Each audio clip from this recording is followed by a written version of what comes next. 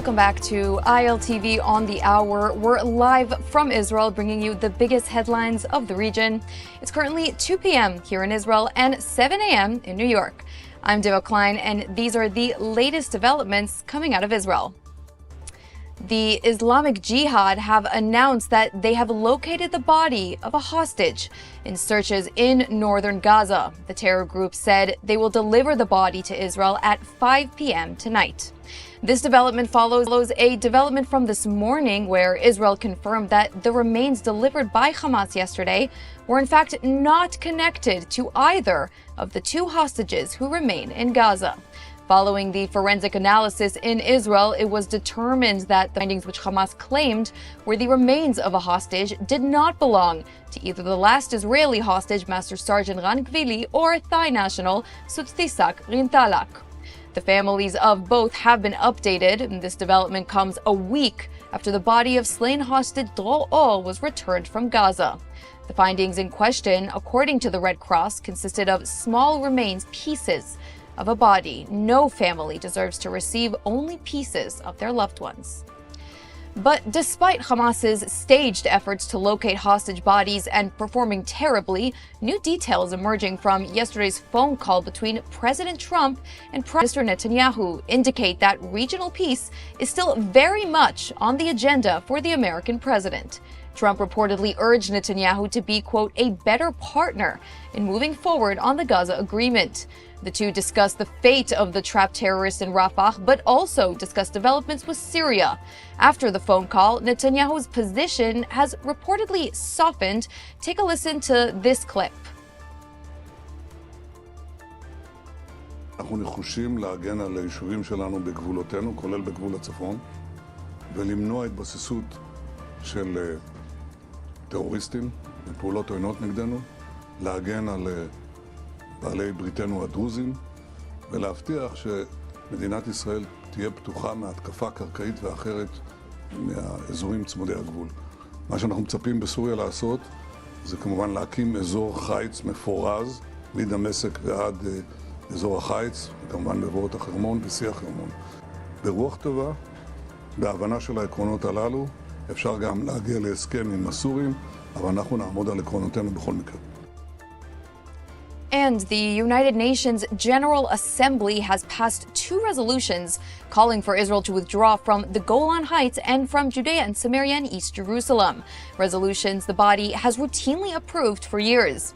The resolution regarding Judea and Samaria passed with 151 countries in favor, 11 against, and 11 abstentions, while the Golan Heights resolution passed with 123 in favor, 7 against, and 41 abstentions. In both votes, Israel and the United States opposed the measures.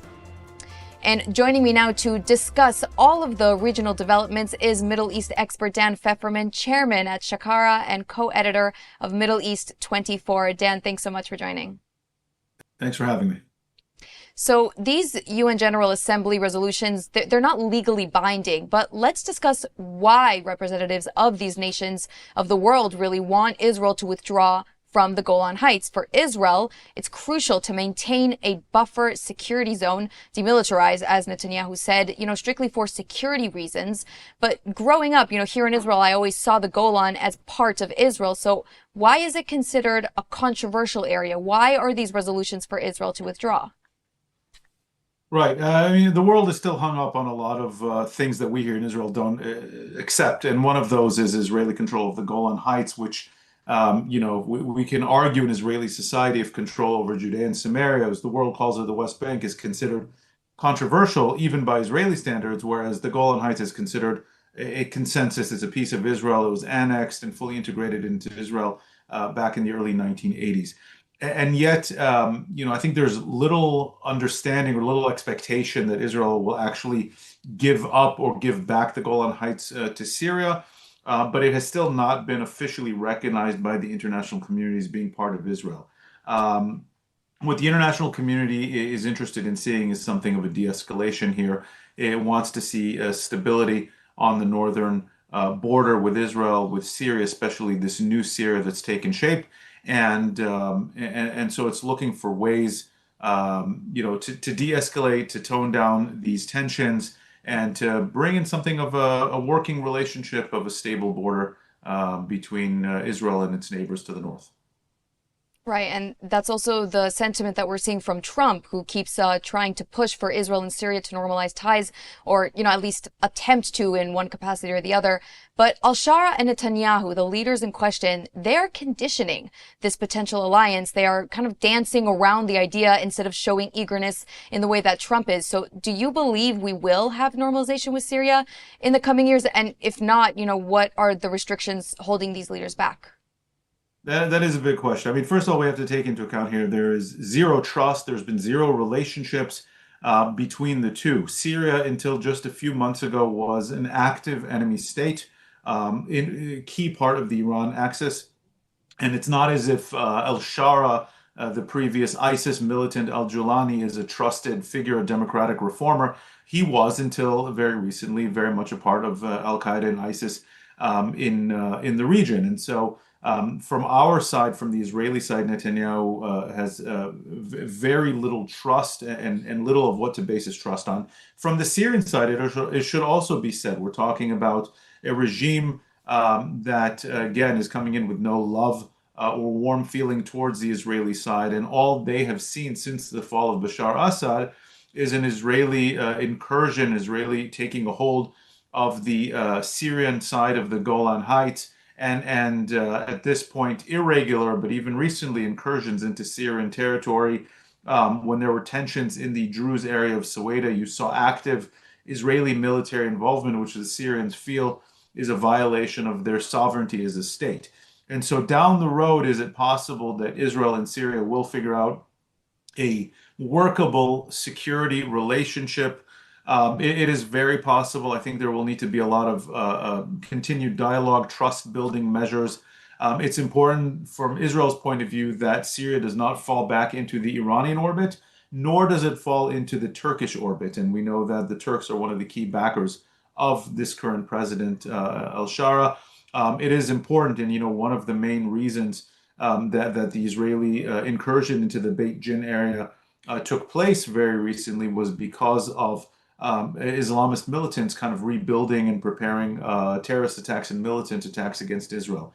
I think we have the potential down the road for something of a cold and workable peace that can warm its way up if both sides take careful and measures on the security aspect.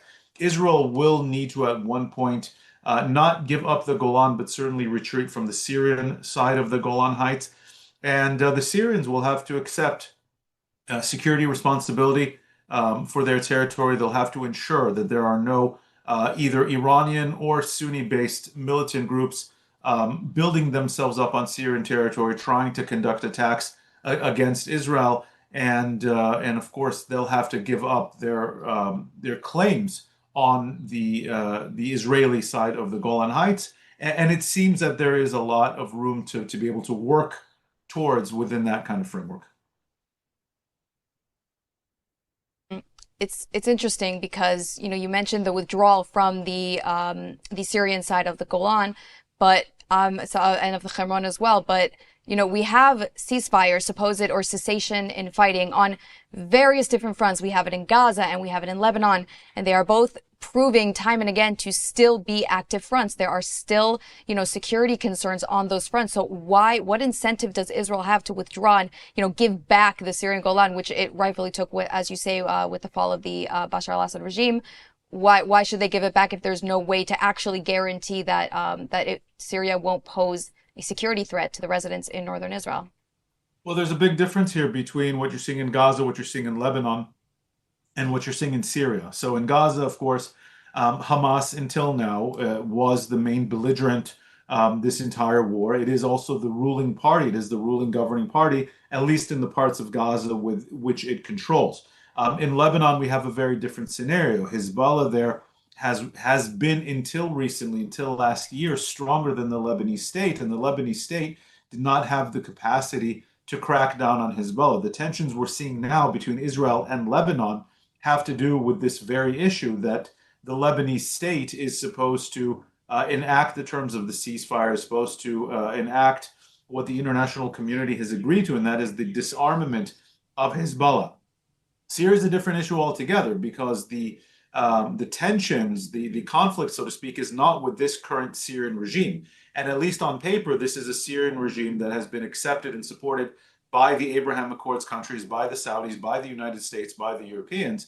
And it is one that is supposed to reinstill security crackdown on militants and terrorists running around and establishing themselves in their country. And so we have a very different base scenario in Syria versus what we have in Lebanon versus what we have in Gaza. And there is the potential that if the Syrian state does what it says it's supposed to do, then we have the situation we want, in which there is one sovereign which maintains a sense of security, prevents attacks against Israel, prevents radicals, whether Iran-backed or ISIS-backed radicals, from reestablishing themselves. And that's how we reach a place of security. Lebanon's an altogether different case because there the state needs to be able to assert itself against Hezbollah, who, as I said, until recently was stronger than the state itself. Mm-hmm. It's a mission that they have still yet to accomplish. But I want to touch a little bit more on Lebanon because there's a recent development actually where U.S. envoy Morgan Ortagus is headed to Beirut today to push for strict implementation of the ceasefire, between Lebanon and Israel. Is this maybe a sign that we could be on the verge of another war with Hezbollah? I mean, what does this visit mean?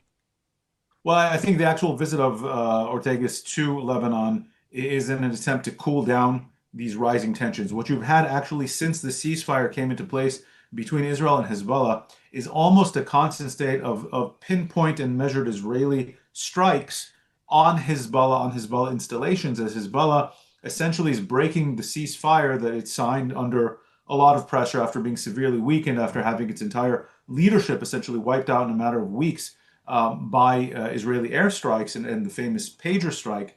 And so Hezbollah, of course, never really agreed to cease the fighting against Israel in the long term. It took a timeout in order to regain itself, to rebuild itself. And what it's been doing since then has been trying to base itself south of the Litani River, something that Israel and the status quo that has been in place for the better part of the last year has been, as long as these strikes by Israel are very pinpoint, they have massively avoided harming any kind of civilian infrastructure or civilian casualties. The region has kind of allowed it to happen with turning its head the other way because it wants also to see Hezbollah weakened.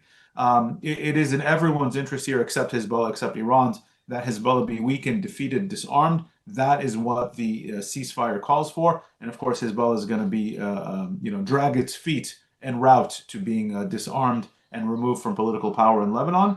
I think the Americans are just very much interested in seeing this doesn't escalate it into a full-out confrontation, to a full-out war, and to try to keep it below a certain threshold of violence. So far, thankfully, from Israel's perspective, of course, it's been a one-sided exchange of fire, as Hezbollah has been too weak to really mount any kind of proper retaliation. Absolutely. And, we can't forget about the countless Israelis who either lost their lives in the fighting or lost their homes and they were evacuated because they've just been destroyed by rocket fire. Now, we are almost out of time, but Dan, before I let you go, I do want to touch on Gaza for a bit because as I discussed in the report that I gave, the Islamic Jihad have reportedly found the body of a hostage. Now, to me, this is all some sort of performance and, they're interested in playing these games so that they can stay in control for as long as possible. What's your take on all that?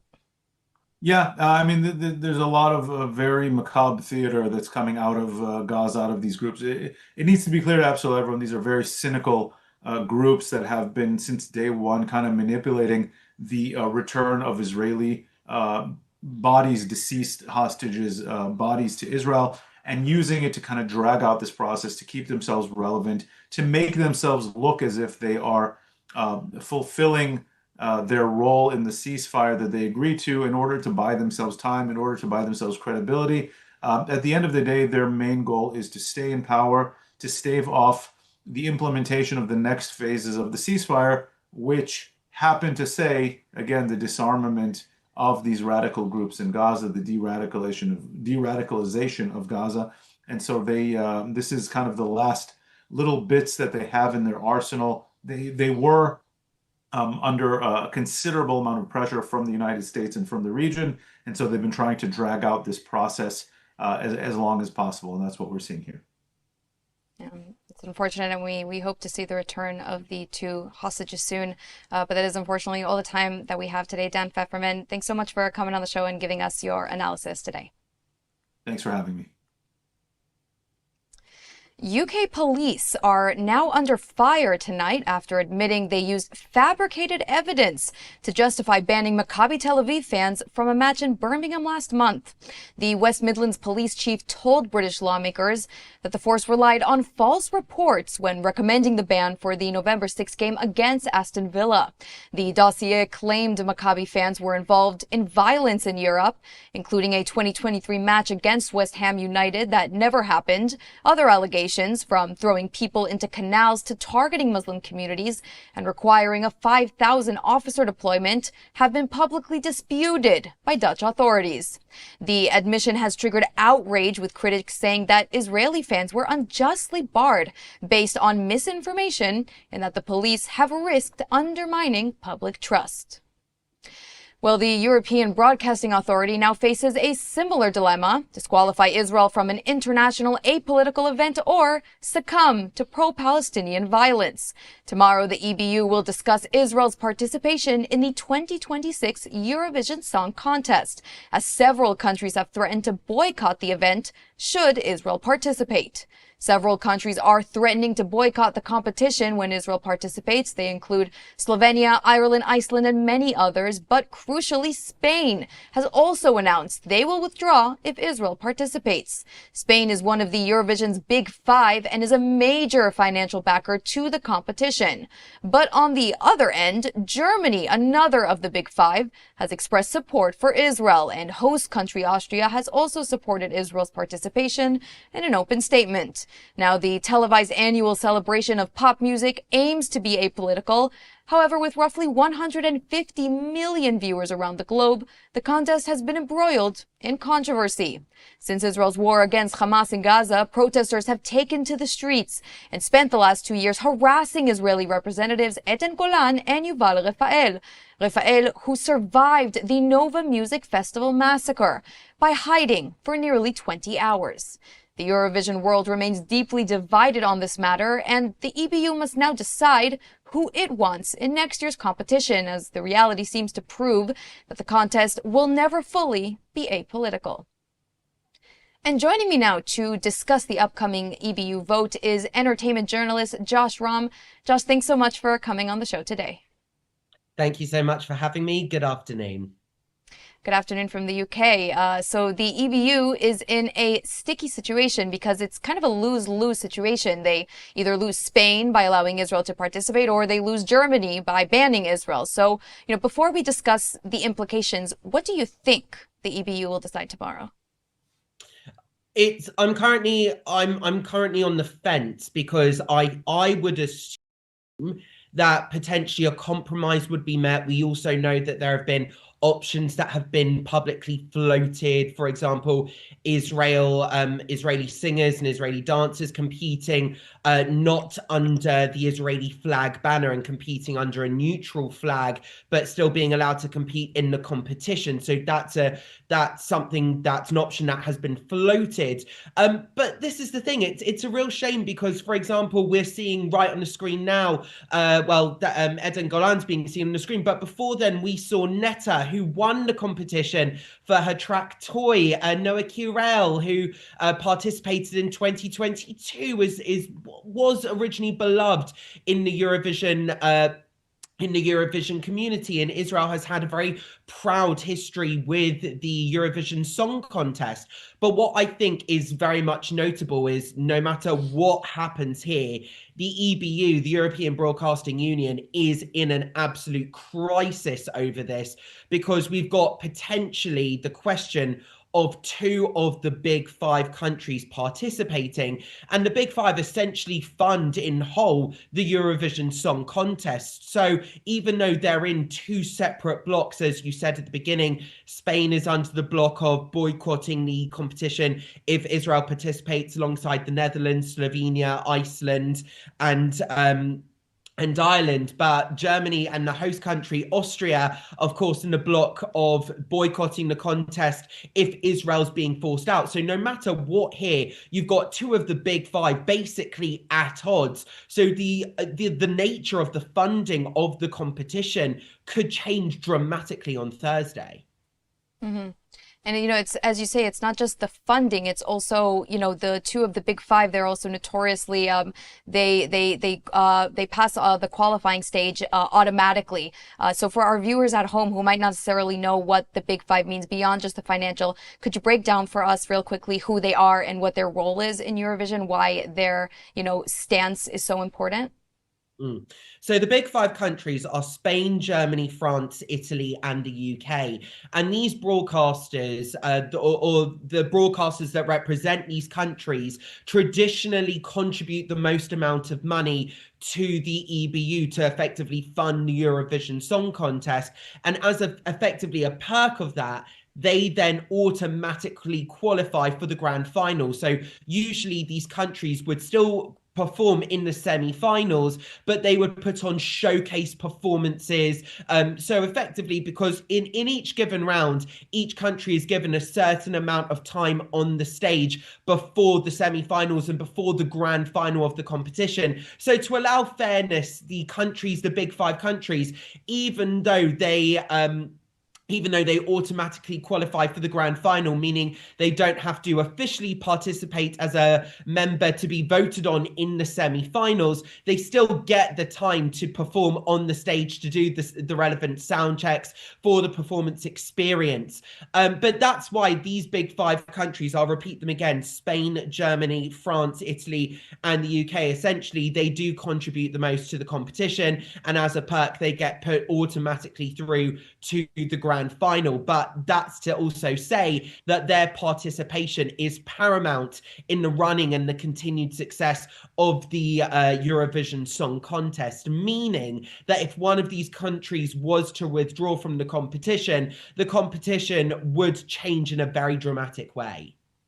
Absolutely. And, it's interesting that you mentioned also in regards to what we were saying before and in the report that I gave also on the Aston Villa game, there's two factors here, right? There's the countries who are involved in the Eurovision, who are taking stances, but there's also the massive crowds. There's a massive audience for Eurovision. We have a huge viewing right here in Israel for Eurovision every year. And they're also immensely divided on this topic. And no matter what the outcome is, it's very clear that Israel is by and large not welcome in these spaces, both in sports and other competitions like Eurovision. But I want to touch on something because a lot of people are saying, that Russia's ban after starting their war with Ukraine justifies Israel's ban. And while I think that these two are vastly different from each other, do you think that the EBU should have banned Russia when they did? And do you think that it will affect their decision tomorrow? Well, the wars are completely different because, of course, Russia started the war in Ukraine. They launched a full-scale invasion into the country in 2022, whereas with Israel never started the war. That was Hamas that launched the invasion onto Israel on October the 7th. So the dynamics of the wars are completely different. And then when it comes to Eurovision as well, Russia didn't necessarily have widespread support like Israel still does. For example, one of the big five is still coming very much to Israel's defense, saying they will boycott the country. So we effectively have a showdown between two of the big five countries. But Austria as well this year is the host country, also coming to the defense of a country who, again, did not start the war that they are participating in. And we also can have a look at the kind of global pressures on Israel. And for example, you mentioned the Maccabi Tel Aviv game and the controversy around that. We look at the BDS movement, boycott, divest, sanction movement, and its very problematic origins. But then we also look at the support that Israel has effectively roared for the last 2 years in the competition, with Israel effectively winning the public vote. Plenty of people voting in their countries, because bearing in mind, you say Israel has a large audience for Eurovision. Well, yes, that's true, but Israel cannot vote for Israel in the competition, and Israel has been a success in the past few years in the competition, in particular due to the widespread public support of what some might say is the worldwide silent majority around the world voting for Israel. Now, what we also know this year is that the EBU would also, the whole point is actually the EBU is going to be voting on voting instruments in the competition, effectively to try and not limit the public vote, but for example, every single member of the public can vote up to 20 times for their favorite country. They want the EBU, there's the motion within the General Assembly to vote for each member of the public has only 10 votes instead of 20, that music juries be brought back in for the semi-finals, meaning that it's not just the public vote that gets countries into the grand final as well, and also around the kind of marketing campaign around the countries and the funding model around that. Again, these are kind of measures that are thought to that the EBU says, well, this might make the competition fairer, but some critics say that this actually would just harm Israel's participation in the competition. And effectively, the vote on Israel's participation stems from the previous votes, whether those measures go far enough. So this is the thing. This has been called the biggest crisis in Eurovision history, because we effectively have the funding of Eurovision at stake. The future of the competition is at stake, effectively due to a showdown between two of the big five members. And it remains a topic that will always divide the community, not just the big five, but also the viewers as well. But I want to ask and discuss the reports that I've just read that the EBU is changing the voting rules, and these are due to rumors that Israel may be manipulating the voting system. I mean, what is all this about, and what's your take on all this? Well, as I said just before, this is all accusations, but effectively every single member of the public can vote for a country up to 20 times. So some countries say, oh, Israel's rigged the vote because they launched a publicity campaign encouraging people in all the different countries to vote for Israel, to vote, especially last year, for Yuval Raphael, that Nova Music Festival massacre survivor. So effectively, this is kind of motions within the General Assembly to kind of try to, what they say, make the voting process fairer by basically limiting publicity campaigns outside of the competition for particular singers, for particular candidates, and also to kind of limit the influence of a public vote, to kind of shift it a little bit more to the jury side of things. Mm-hmm.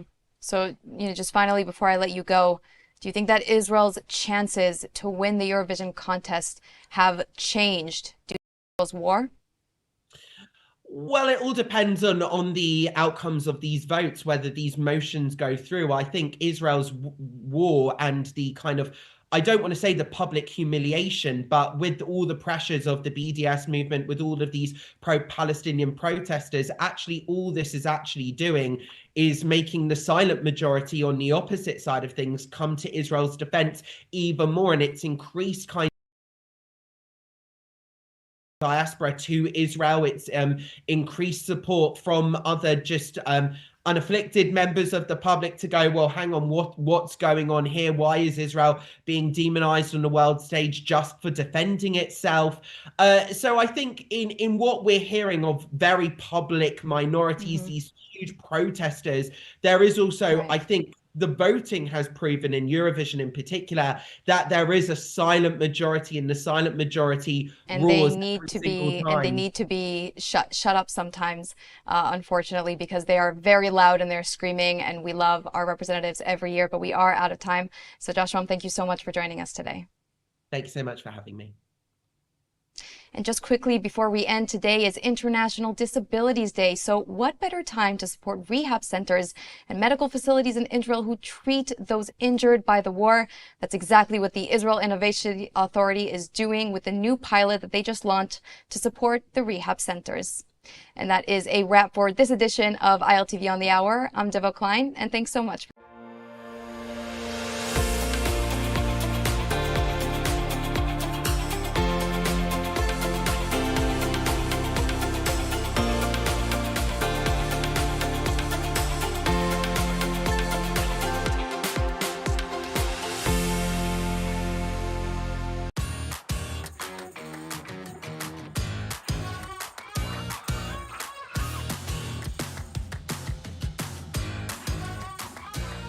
Good evening and welcome to Insider. I'm Alec Pollard. Thanks for joining. On October 7th, 2023, Israel was thrust into a war it didn't want, with Hamas in Gaza, Hezbollah in Lebanon, and later directly with Iran. Israel responded, but now that the war is over, how should Israel initiate its own policy?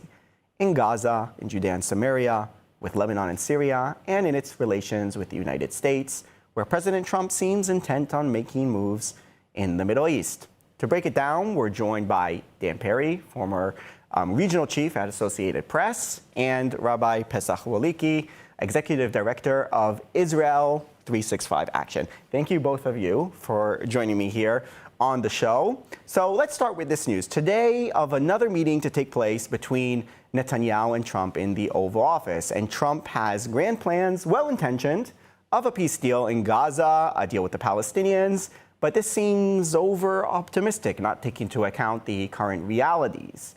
How should Netanyahu navigate this? What should he be emphasizing? Dan, we'll start with you. It's an incredibly complex landscape, no doubt about it. And in the past 2+ years of war, Israel's definitely had successes. The obvious one is in Lebanon. The situation in Syria is promising but also volatile. I think they need to be aligned with the U.S. I think they need to be transparent about what they expect and what they may do even. I agree, essentially, with the fairly activist position that the IDF and the government have taken in the north. I think it wasn't necessarily helpful to insist on having 5 or 6 points inside Lebanon without any clear exit path. I don't think they have done that much, at least that is visible publicly, to assist Lebanon, to mobilize assistance for Lebanon, to enable it to achieve the goal that the government of Lebanon says it wants, which is a disarmament of Hezbollah. That's very difficult for them because they fear a civil war. They're going to need so much help, and I'm not seeing the world really mobilizing to provide Lebanon with that help. I think Israel should not seek to have long-term occupations and buffer zones inside Syria and Lebanon. I understand why they have it right now, but they should be very open and very engaged in a regional and global and multilateral plan together with the governments of those two countries, including the government in Syria, despite its jihadist past, to achieve this in a way that's transparent. I fear that they are a little bit too belligerent without having any visible diplomatic side at play. In Gaza, it's a lot more complex because, of course, the war in Gaza ended on terms that might have been achievable even a year or two ago, which is end of the war for the hostages, and Hamas remains in charge.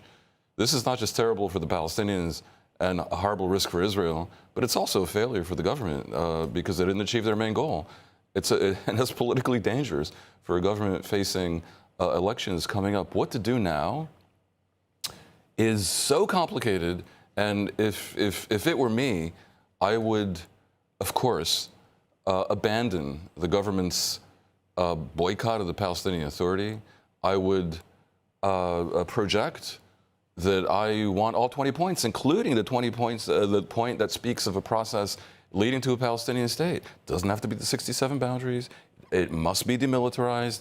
But the minute Israel says this clearly and it drops its truly idiotic boycott of the PA, a lot of things become possible, like an expansion of the Abraham Accords, real, not just normalization, but business with Saudi Arabia and the Gulf. There's so much benefit for Israel if it did this, and it's not doing it, I fear, because of political reasons to do with the coalition. Right. So you're saying that Israel's path forward does need to move through the PA. A lot of people don't think the PA is a viable partner for Israel. What do you think about Trump is pushing this 20-point plan that involves something in Gaza with Hamas still not disarmed and some involvement maybe of the Palestinian Authority? Do you think that's something that Israel should pursue, and how? Well, 2 weeks ago, there was an incident that took place in Shechem, otherwise known as Nablus, where Palestinian Authority police officers fired on IDF troops when they were going in there to do an arrest. And this is not an isolated incident. These incidents don't get reported in the media very much, but the Palestinian Authority itself, on its Facebook page and in essentially state funerals, speaks openly about the fact that they're proud that so many of the Palestinian Authority police officers have been involved in terrorist activity against Israel. They even claim that there's been about 1,500 of them who've been involved. They say that the majority of the terrorists who are in Israeli prisons are actually Palestinian Authority police officers. I don't think that the Palestinian Authority, as it's currently constituted, is in any way a partner for peace. The Trump 20-point plan calls for them to go through reforms. Now, it doesn't say what those reforms are. Which is only one of the many gray areas, one of the many holes, and there are many holes in the Trump 20-point plan. But to put a common thread, as you know, Dan was connecting Lebanon and Syria and Judea, Samaria, Gaza all together.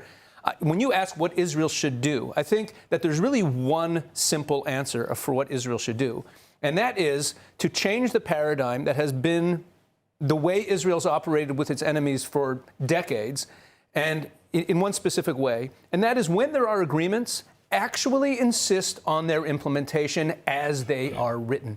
The Oslo agreements that created the Palestinian Authority, Israel never insisted that they actually be implemented as they're written. And that's why we have the problem of the incitement in the textbooks that raised multiple generations of genocidal terrorists. That's why we always had problems in Lebanon where we'd have a ceasefire agreement and then they would start chipping away at it and we'd turn a blind eye. And I think that the Israeli government right now is trying to change that whole approach and actually insisting on the letter of what is written in agreements. And that's what we're seeing. We're seeing that everywhere. We're seeing it also in Syria. And I think that that is a correct path, although it's a very difficult path because, you know, if you're insisting on everything, if you're insisting on full demilitarization of South Lebanon, and because that's what it says in the agreement, and then Israel goes ahead and starts striking, and then there's pushback, there's definitely a lot of diplomatic blowback that Israel is inviting on itself.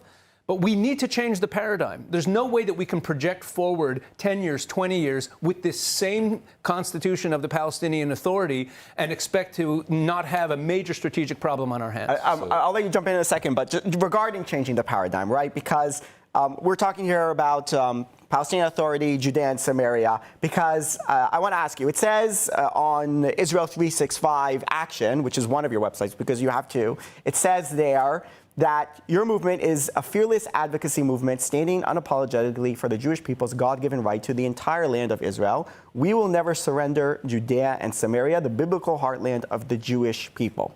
What does that mean in practice? Does that mean full annexation? Is that the change of the paradigm that you're basically advocating for? Absolutely. And the reason is very straightforward.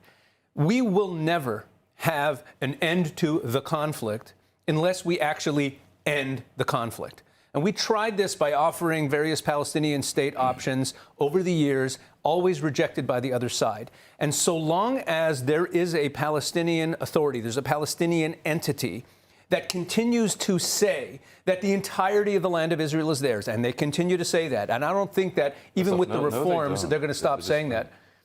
They do. They continue to say that in their textbooks and in their media. I don't think that's what they say. It's constructive to argue here about the factual foundation. No, there's some things I just have to correct. The only way that we are going to have an end to the conflict is for it to actually end. An annexation of Judea and Samaria would be the Israelis saying, we're done. There's nothing left to negotiate. It's over. You can pound your fists and scream, but we are done. It's the only way to move forward into the future. Otherwise, it's always going to be this incrementalism and these gray areas, and that means that there's still something to fight over. Listen, you'd be done with the conflict, perhaps, but you'd also be done with the Zionist project. And the major argument in Israel that has significant support in the Israeli public is that Israel needs a partition of the Holy Land in order to survive demographically as a Jewish state. And the that's numbers, not true anymore. I understand. That's not I understand people dismiss it with a wave of the hand. I know. And yet here's a simple fact, and the viewers should know the facts. If Israel annexed the West Bank, forget about Gaza. If it annexed West Bank and Gaza, which the right wing and its foolishness wanted for decades, it would already have a Jewish minority. If it annexes only the West Bank, I'll let you finish. If it annexes only the West Bank, the Jewish majority in Israel becomes about 60-40. And that is not a Jewish state. Moreover, it would be a not democratic state because people calling for annexation generally do not want to annex the territory in the sense of making the Arabs their citizens and giving them the right to vote. That's a not democratic state. How many Arabs in the Middle East have democratic voting rights? I don't think Israel wants to be a not democratic country. No, but the point nor is to apportion voting rights based on your ethnicity. That would validate the claims that Israel is an apartheid democratic state. countries where people do not have the same voting rights depending on where they live. You have situations like Puerto Rico where the Puerto Ricans do not have voting rights in American elections, respond? even though they are American citizens. I don't want to jump in, but I need to respond. No, listen, Puerto Rico, I lived in Puerto Rico for 3 years. I know about it very well. Puerto Rico has voting rights for the government of Puerto Rico. Right. Puerto Rico is also within the United States. Hold on. They don't have the right to vote for president because the weird American system doesn't give them that right. But you know what right they do have? Every couple of years, they have a referendum on whether they want to maintain the situation, which is not, it does not enable them to vote for president, or whether they want independence. There are other models America of autonomy. does not impose itself on the entirety of Puerto Rico. I want to ask you There are that. other models of autonomy. You're being reductionist that it's either the whole thing. No way in the world where the small territory, and Israel plus West Bank is a small territory, can be a Jewish-run country with millions of Arabs without rights. That is the main reason. I'm not advocating they don't have rights. Well, they don't have the right to vote for the government that rules them. I'm advocating. That's an apartheid state. What I'm advocating, and it's not just me, is a plan where they have local civil autonomy. They vote on their own internal governments like emirates, and those emirates have a relationship with the state of Israel. They govern themselves, but security control The state of Israel is would control them Israel's. effectively, would surround them. Right. These would be little They would not have their own security. I'm going to jump in here a second. You may as well say that we're annexing the territory, but not the apartments. You know, but the staircases No, we're it's annexing. not the same thing. It's not sustainable. Okay, I'm going to jump in here because there's But I two. wanted to talk about the PA, by the way. Right. I'm going to jump in here because there's two separate issues here that I want to talk about that is concerning the disagreement that we're seeing now, which is one is regarding what is, let's say, the position of the Palestinians or also the Palestinian people, which you mentioned regarding their non-acceptance of Israel in any borders, which you dispute. And then there's the other question of the policy of annexation or not, or two-state solution, or what modules there are. So I'm going to start with you because you jumped in before and you said that's not true, that the Palestinians do accept Israel in some type of border, but that's Palestinians, not according to the Palestinians are a chaotic body politic with endless amounts of nonsense. And by the way, in that regard, they're a little similar to Israel, a lot less democratic. But there's a lot of nonsense everywhere. Is there the like Palestinian Authority, probably, for all its imperfections, is the least bad option. And Israel does not have a great option. Israel is in a least bad option, but do they actually in a terrible situation? Do they where actually it has to choose accept the bad option? That's the least bad. But do they actually accept? Because they'll say things like two-state solution, but then the concept of return, the right of return, as they call it, they've never given up on that, which which is not compatible with the two-state solution. So a lot of people would say that they don't accept Israel in any border. Two-state solution. They can claim they have the right. And many Palestinians. No, but they insisted on it in negotiations. 2001 with Ehud Barak, they insisted on that clause, and a lot of people say that's why the negotiations didn't and I lament the happen. fact that the PA, that the negotiators on behalf of the PA, Arafat basically, and then Mahmoud Abbas, did not grab these offers, which were good offers. In order for Israel to have the position of a legitimate country with a legitimate plan, Israel needs to constantly be holding out that offer. Basically, Palestine will need to be surrounded by Israel. Israel will have to control what goes in because it can't have an army and it can't be allowed to engineer below the radar an army, and it will have to be demilitarized. And some will say that's not a real country. That's what we're talking about. You're talking about annexing most of the territory and surrounding the little cities. Right, they have their own emirates. Anyway, like the rest. It's going to have to be a contiguous territory. Okay, I challenge you. But hold on the PA, Pesach. I know you don't mean to speak untruth.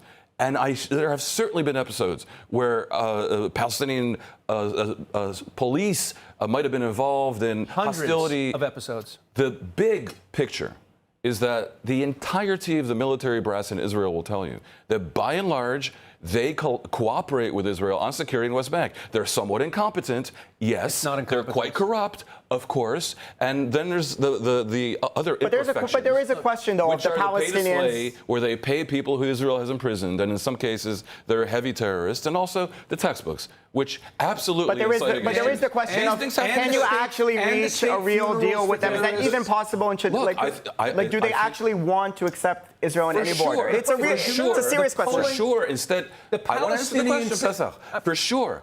Rather than filling the territory with settlers deep inside, whose only purpose is to prevent a partition which enables some version of a contiguous Palestinian territory, albeit demilitarized, Israel should not do that. And rather, it should constantly hold out the offer that, you know what, is analogous to, it would be similar to what Israel accepted in the Trump plan of 2000. That was a plan Israel should be able to live with. It requires contiguity, and it requires Israel to be willing, again, to talk to the PA, not to talk to the PAs, basically to say, we don't want any kind of settlement. The cost Israel's paying for that posture is enormous. Okay, Dan, wait. I challenged you, Dan. Now it's time for me to challenge you, okay? Can I respond to what he's saying? Okay, yeah, first go and respond, and then, because I have a disagreement with the factual foundation. Polling, it's not factual. The polling by the Palestinian Center for Policy Survey Research, Shkaki, that is Palestinian polling out of Ramallah. Up until end of October was the last poll. They do them every couple of months. I read them all. Overwhelmingly, the Palestinian people reject any Jewish state in the land of Israel, in any part of the land of Israel. Look at the polling. It's well over 2/3 of the Palestinian people reject it, and they want jihad to continue. That is the position of the people. I've read the same poll. Let me finish. That is the position of the Palestinian people. That's their position. And the Palestinian Authority, it's not their position. The Palestinian Authority, as it's currently constituted, is not demilitarized. They have a lot more weapons and a lot more personnel, and they have weapons that they're not supposed to have. It's a police force. It's much more than a police force. And it's not just, they have security cooperation with Israel. Of course they do. The Palestinian Authority, on their own Facebook page, in honoring terrorists who were members of the Palestinian police force, put up a slogan that said, this is their own words, security forces by day, brave fighters by night. And then they had a scrolling video of Palestinian Authority police officers who committed acts of terrorism against the Israelis. They put this up there to signal to their own people that they're not collaborators with the Israelis. That's the Palestinian Authority we're dealing with now. You can imagine that they get heat for being collaborators what you're describing with an Israeli government that is seen as completely bad faith. They have their own internal politics, and they say a lot of nonsense. And by the way, the definition of what is a terrorist attack can differ from person to person. There is no dispute that they absolutely cooperate with the idea. Stereotypical leftist rhetoric. Listen, the definition by the way, of terrorism could be different. I've read the same poll that you did, and I read all of Shkaki's polls, and they're pretty good, which is a little surprising. Yeah, they are. Yeah, okay. So obviously it depends on how you ask the question. Okay. And it depends on when you ask the question. And indeed, in October, there was tremendous anti-Israel sentiment. But if you look over time at what the Palestinian people want, all of his polls have all the polls over time. This has not changed. They're very torn between a two-state solution and a one-state solution. And unfortunately, the right wing in Israel, in its cluelessness, is helping them create a one-state solution. These people who you say will never accept a Jewish state and who you discount as ever being possible allies of Israel are people you want to make part of Israel. I don't want to make them part of Israel. I do not. I want to remove the Palestinian Authority and give local clan authority. You're talking about the Palestinian Emirate plan, the Dr. Mordechai Kedar plan. Okay, that's a ridiculous fantasy. These villages. Do you know one person on the planet who accepted that the Bantustans in South Africa were not in South Africa? It's a joke. It's a different situation. You can't surround these little villages. But how do you explain the fact that there were leaders in the Hebron, clan leaders who actually were in favor of the plan? Of course there were. There's millions of people. Various people. No, but very influential local leaders who were in favor. Local leader wanted to be the president. I'm gonna wait a second, because you guys made my job. We need a real solution. Wait a second. You made my job easy because basically you're answering each other's questions. I don't even have to do anything here. But I was going to put a question to you about 6-7 minutes ago, so I want to put it to you. Okay. So you're in favor of annexation, and we discussed the merits. And I think it's a binational state that's not democratic, and it's madness. We talked about the merits of annexation versus non-annexation, right? One state versus two states. Okay. There's a question, though, here, a serious question about if you want to pursue that policy, there are a lot of people who say, okay, maybe there is merit to the policy, but not being done in this kind of underhanded way where people will go to hilltops in certain areas and build this community overnight that then gets dismantled by the IDF or some of the extremists that we see, the Jewish extremists who have been attacking some Palestinians. That is not such a rare occurrence as some people claim that it is. Indeed, so what do you think about that? I agree that they're doing more harm than good. And are they doing any good? In every political movement, there are people who, for idealistic reasons, cross the line and end up causing more damage to their own cause.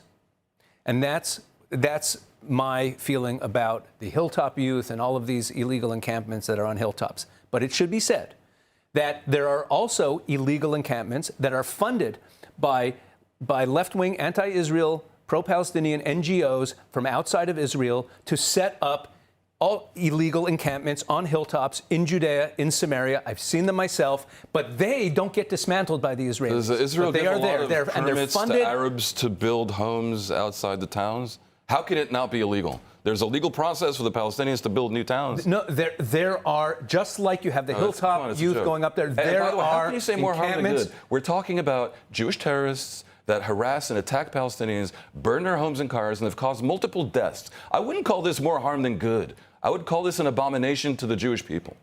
They're doing more harm than good. Well, I question what the good is, really.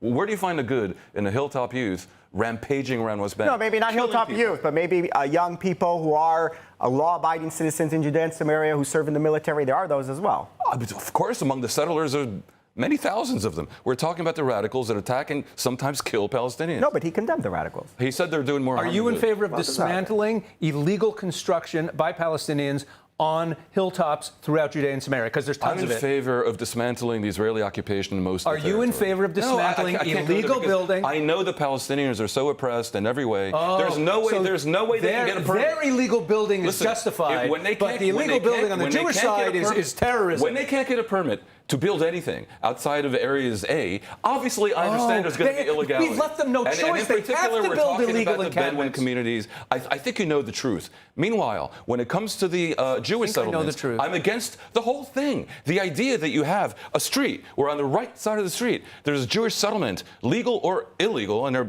making legal the illegal ones, where the Jews have the right to vote for the government that controls them. And to the left of it, across the street, a stone's throw, literally, there's Palestinians who do not have that right. Oh, they vote in the Palestinian elections that haven't taken place in 20 years. Authority Folks, is right we now gotta start to wrap up. essentially municipal. It doesn't mean anything. We have to start to They wrap do not up. vote for the government that controls them. That is an unhealthy situation. You want to make it more permanent and more profound. All right, folks. It's anti-Zionistic. Folks, we've run out of time. Unfortunately, the show is not long enough. I think this debate could have gone on another hour easy, 2 hours easy. For decades. But that's, until next time, guys, I hope you enjoyed the boisterous debate. It was a very good debate. We have Rabbi Pesach Voliki and Dan Perry. Thank you, both of you, for coming in the studio. You're welcome to continue the debate outside the studio if you want. But that's all for this edition of Insider. Thank you very much for watching, and we will see you next time here at ILTV Insider.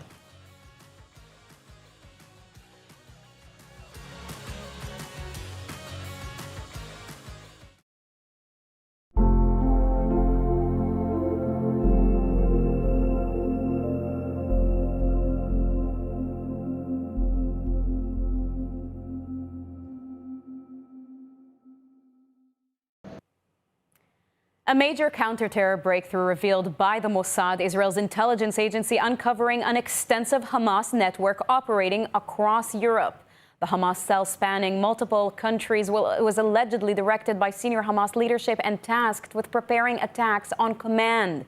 This high-stakes operation involved raids, arrests, and the seizure of weapons and explosives.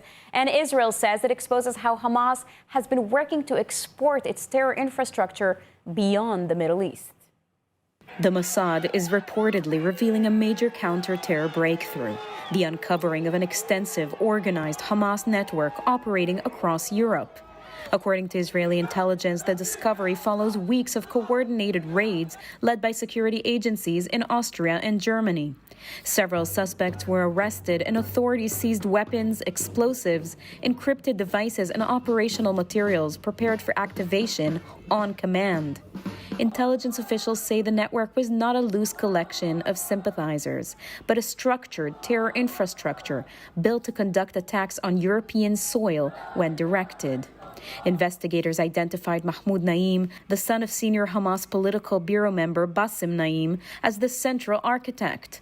Mossad reports he met his father in Qatar to advance the operation linking the European terror cell directly to Hamas top leadership. The agency also confirms that Hamas operatives based in Turkey played a significant role in overseeing the logistics and financing of the cell. Since the October 7th massacre, Hamas has escalated its efforts to build networks, supply routes, and operational hubs in Europe, a strategy intelligence officials say mirrors Iran and its regional proxies. The Mossad says this is just one of dozens of plots it has helped disrupt over the past year, crediting close intelligence cooperation with the European counterparts. Officials warn Hamas is attempting to expand its reach far beyond the Middle East and that the movement of operatives, money, and weapons into Europe remains an active and ongoing threat. Well, Israel loses billions of shekels every year, not to war or infrastructure, but to food being thrown away. A new report shows the country has lost more than $57 billion in food value over the last decade alone. Our correspondent, India Naftali, reports on the scale of the crisis and the solutions already underway. Israelis threw away billions of dollars of food in the last decade. This is especially concerning considering how many families in the country suffer with food insecurity. The new food waste report shows how much money and nutritious food is being lost every single year. But it also shows that the tools to fix the problem already exist. The 10th annual Food Waste and Rescue Report from BDO and Leket Israel, the country's national food bank, shows Israel has lost about $57 billion in food value over the past decade. The report, prepared with the Ministries of Environmental Protection and Health, warns that food loss remains one of Israel's most expensive problems. However, this year's report does show a positive trend. Israeli consumers are wasting less food, a drop of 13.3% per person. But with population growth and rising living costs, the total volume of waste remains very high.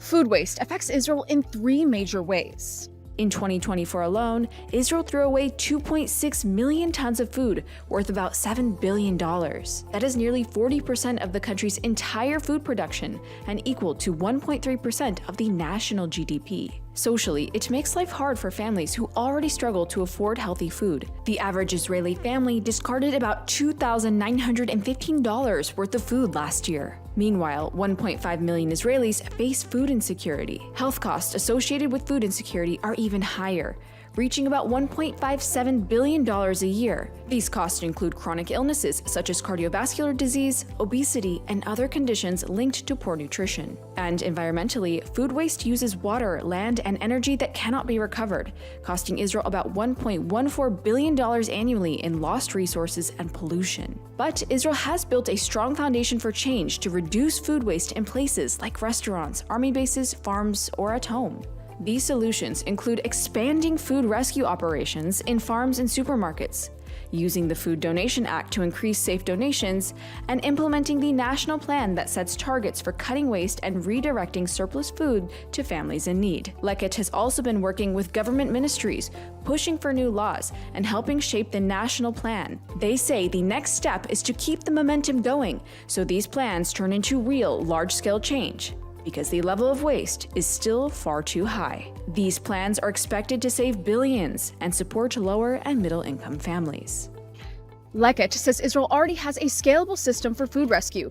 What it needs now, they say, is funding, coordination, and national commitment. Their goal is in Israel, where food isn't thrown away while families go hungry.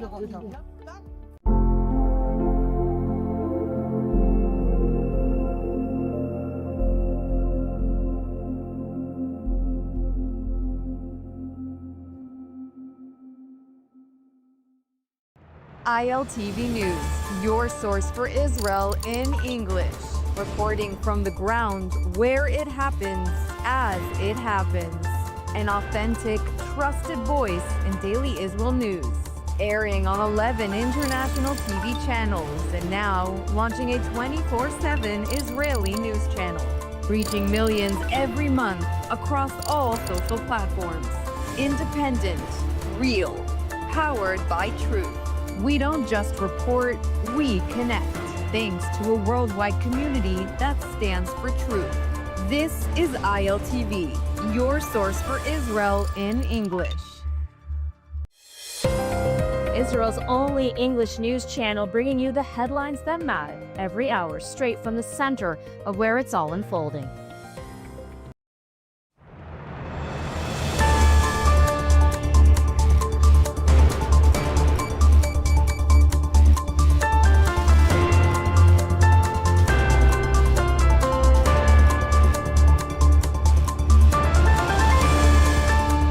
Back to ILTV on the Hour. We're live from Israel, bringing you the biggest headlines of the region. I'm Devo Klein, and here is your roundup of all of the latest developments that are coming out of Israel. The Islamic Jihad have announced that they have located the body of what they claim is a hostage in searches in northern Gaza. The terror group said they will deliver the body to Israel at 5 p.m. tonight. Now, this development follows an announcement from this morning where Israel confirmed that the remains delivered by Hamas yesterday were in fact not connected to either of the two hostages who still remain in Gaza. Following the forensic analysis in Israel, it was determined that the findings which Hamas claimed were the remains of a hostage did not belong to either the last Israeli hostage, Master Sergeant Ran Gvili, or Thai national Suttisak Rintalak. The families of both have been updated. But despite Hamas's staged efforts to locate hostage body and performing terribly, new details are emerging from yesterday's phone call between President Trump and Prime Minister Netanyahu, indicating that regional peace is still very much on the agenda for the American president. Trump reportedly pressed Netanyahu to be a better partner in moving forward on the Gaza agreement. The two discussed the fate of the trapped terrorists in Rafah, but also discussed developments in Syria. Now, after the phone call, Netanyahu's position has reportedly softened. Take a listen. אנחנו נחושים להגן על היישובים שלנו בגבולותינו, כולל בגבול הצפון, ולמנוע התבססות של טרוריסטים ופעולות עוינות נגדנו, להגן על בעלי בריתנו הדרוזים, ולהבטיח שמדינת ישראל תהיה פתוחה מהתקפה קרקעית ואחרת מהאזורים צמודי הגבול. מה שאנחנו מצפים בסוריה לעשות זה כמובן להקים אזור חיץ מפורז מדמשק ועד אזור החיץ, וכמובן מבואות החרמון ושיח חרמון. ברוח טובה, בהבנה של העקרונות הללו, אפשר גם להגיע להסכם עם הסורים, אבל אנחנו נעמוד על עקרונותינו בכל מקרה. And in another story, Netanyahu caused a political storm last night when he canceled what was supposed to be a public primetime address to the nation regarding the controversial draft bill. The exemption for ultra-Orthodox service has sparked political outrage among Netanyahu's opposition, with opposition leader Yair Lapid accusing the prime minister of running away and former Prime Minister Naftali Bennett calling the bill a bluff. Bennett warns that after October 7th, the IDF faces a shortage of 20,000 soldiers, meaning Israel must now choose between drafting the ultra-Orthodox or forcing reservists into another 120 days of service each year. The Prime Minister has yet to respond to the attacks. And UK police are now under fire as after admitting they used fabricated evidence to justify banning Maccabi Tel Aviv fans from a match in Birmingham last month. The West Midlands police chief told British lawmakers that the force relied on false reports when recommending the ban for the November 6 game against Aston Villa. The dossier claimed Maccabi fans were involved in violence in Europe, this including a 2023 match against West Ham United that never happened, and other allegations from throwing people into canals to targeting Muslim communities and requiring a 5,000 officer deployment have been publicly disputed by Dutch authorities. The admission has triggered outrage, with critics saying that Israeli fans were unjustly barred based on misinformation and that the police risked undermining public trust. Well, the European Broadcasting Authority now faces a similar dilemma: disqualify Israel from an international apolitical event or succumb to pro-Palestinian violence. Tomorrow, the EBU will discuss Israel's participation in the 2026 Eurovision Song Contest, as several countries have threatened to boycott the event should Israel participate. Slovenia, Ireland, and Spain will not participate if Israel is involved, but Germany stands firm with the Jewish state, saying they should be allowed to participate, as they have been for nearly 6 decades. And that's a wrap for this edition of ILTV on the Hour. Don't forget to scan the QR code that's on your screen now for all of the latest developments coming out of Israel. I want to thank you for joining us for this update, as this region is constantly changing. And for more updates, I'm Devo Klein, and check in back at ILTV on the Hour. Thanks for watching.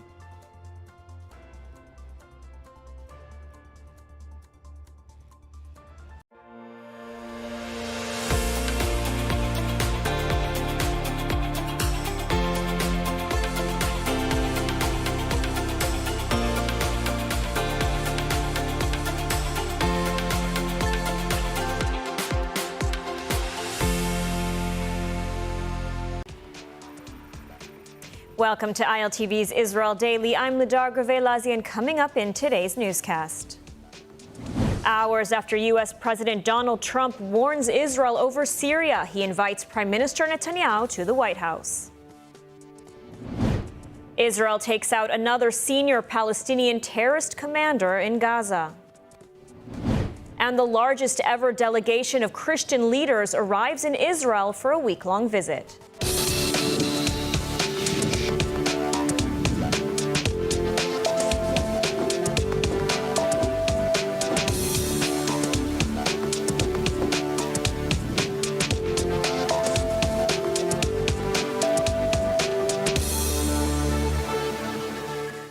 U.S. President Trump and Prime Minister Benjamin Netanyahu held a phone call that came hours after Trump posted a message telling Israel not to destabilize Syria. Following the call, the Prime Minister's office announced that Netanyahu had received another invitation to visit the White House. More from ILTV's Steve Leibovitz. U.S. President Donald Trump has reportedly invited Prime Minister Benjamin Netanyahu to visit the White House in the near future. The two leaders spoke by phone, and the PMO announced the invitation after the call. According to the Prime Minister's office, the two leaders discussed the importance of and commitment to dismantling Hamas's military capabilities and demilitarizing the Gaza Strip, as well as efforts to expand regional peace accords. It has not been revealed whether the two leaders discussed Netanyahu's formal request for a presidential pardon from President Herzog in his corruption trial, a move Trump has repeatedly supported, both publicly in the Knesset and in a subsequent letter. If confirmed, the trip would mark Netanyahu's fifth White House visit since Trump returned to office in January. The call came hours after Trump warned Israel not to destabilize Syria or its new leadership. The message released on Truth Social came after IDF soldiers clashed with gunmen in southern Syria. Trump posted, "It is very important that Israel maintain a strong and true dialogue with Syria and that nothing takes place that will interfere with Syria's evolution into a prosperous state." Trump said he is very satisfied with Syria's performance under its new president, Ahmed al-Shara, a former rebel who made a historic White House visit in November. Good relations between Syria and Israel, said Trump, would bolster his broader push for Middle East peace amid the fragile Gaza ceasefire in effect since October. And joining us now with more on U.S.-Israel relations is Ari Hero, former Chief of Staff to Prime Minister Benjamin Netanyahu. Ari, thank you so much for joining us. It's my pleasure, Alita. Good to see you. Always great to see you as well. So, how would you characterize the state of relations between Israel and the United States right now? I think the relationship is as strong and as close as ever. Let's start off with the point that the Prime Minister was invited for another visit to the White House, making it the fifth visit within the first year of this presidency. Just for the viewers to know, the most visits that a foreign leader other than Netanyahu has made to the White House in 1 year after a new president was elected. Prior to this was 2. So there's a very close relationship between the two leaders and between the two countries. I think that our success and the U.S. success in the region is very much intertwined. And I think that we've seen over and over again in the last year the level of cooperation between the two countries. So President Trump is standing by Prime Minister Netanyahu also regarding his trial. He's inviting him to the White House. There's definitely a very close connection there. But at the same time, he seems to be sort of tying Israel's hands when it comes to maneuvering in the Middle East. I mean, what do you make of this? I think that, while we sort of view the potential immediate threats through the lens of a post-October 7th Israel, President Trump obviously is looking at it through the lens of a broader Abraham Accord. Now, those two goals are not, they don't clash. Obviously, we too want to see the Abraham Accords expand, and we want to see peace in the region. So too, President Trump wants to see a secure and safe Israel. It's just a matter of what is more pressing and where they're coming from. So I think that the dialogue between the two leaders is going to continue. Obviously, Israel is going to continue to do what it needs to do to secure the citizens of Israel and the safety of the country.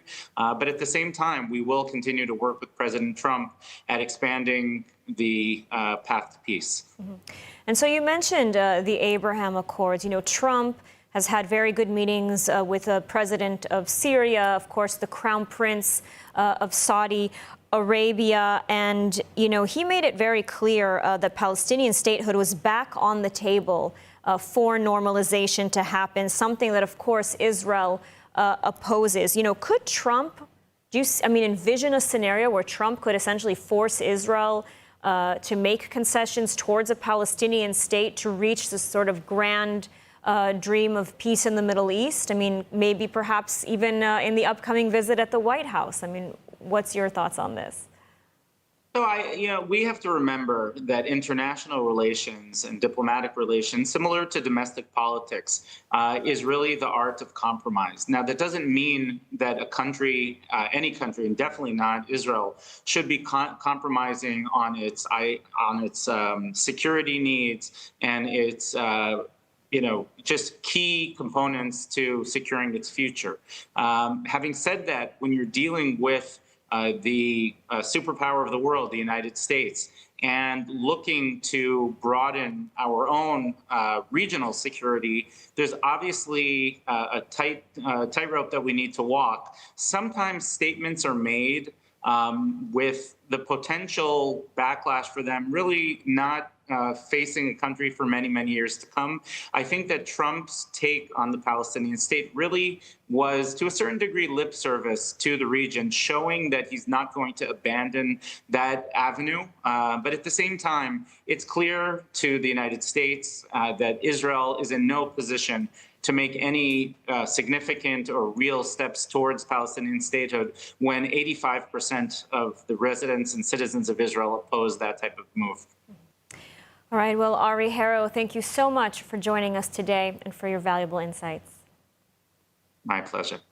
And Israel is preparing to receive from the Red Cross findings that were transferred from the Gaza Strip. The findings will be transferred to the National Center of Forensic Medicine. This, according to an announcement from the Prime Minister's office. The Captives and Missing Directorate is in continuous contact with the families of the two fallen hostages who remain in Gaza. And meanwhile, the IDF says it has eliminated another senior Palestinian Islamic Jihad commander in a targeted strike in Gaza. The IDF announced that following Hamas violations of the ceasefire, including fire at IDF troops on November 22nd, the IDF, with intelligence from the IDF Directorate, struck multiple terror targets, operatives, and commanders across the Gaza Strip. The Army confirms that Ala al-Din Abd al-Nasser Hassan Qudari, a Nukba commander in the Islamic Jihad Gaza City Brigade, was killed in the operation, directed by IDF intelligence with Shin Bet's support. Qudari infiltrated kibbutz Nachal Oz during the October 7th massacre and continued to direct attacks on Israeli troops and civilians throughout the war. Nachal Oz was among the community's hardest hit, with dozens killed, wounded, and abducted. And coming amid the ceasefire, the IDF says the strike is part of a broader wave of attacks on Hamas and Islamic Jihad operatives and commanders aimed at disrupting their remaining operational capabilities across the Gaza Strip. And in other news, 2 young Israelis were lightly wounded in a suspected stabbing attack near the Jewish community of Atarot, north of Jerusalem. The assailant was immediately neutralized. Earlier, IDF troops killed a separate assailant who attempted a second car ramming near Hebron. The driver rammed an IDF soldier at the Otkim junction near Kiryat Arba and attempted to hit another military unit in the Hebron area. A soldier was lightly wounded when the attacker accelerated toward her unit. He was shot dead by troops from the 202nd Battalion of the Paratroopers Brigade. And in Beirut, Pope Leo continued his mission of peace, addressing thousands at Martyrs Square, just miles from areas hit by recent clashes between Israel and Hezbollah. The first U.S.-born Pope, Leo is using his visit to urge Lebanon's fractured communities to reject violence and embrace coexistence, even as the country struggles with an economic collapse and the aftershocks of the Gaza war. He met Christian, Sunni, Shiite, and Druze leaders, calling them builders of peace, and warned that fear and prejudice must not be allowed to dominate the region's future. The Pope said peace is still possible and must be pursued. In an age when coexistence can seem like a distant dream, the people of Lebanon, while embracing different religions, stand as a powerful reminder that fear, distrust, and prejudice do not have the final word, and that unity, reconciliation, and peace are possible. And meanwhile, American support for Israel is dropping, and data shows the shift is happening fastest among the next generation of U.S. voters. So what does this mean for the future of Israel's most important alliance? Our correspondent India Naftali reports. American public opinion on Israel is undergoing one of the sharpest shifts in decades, and much of that change is happening among younger Republicans and evangelicals, groups that have historically been Israel's strongest supporters.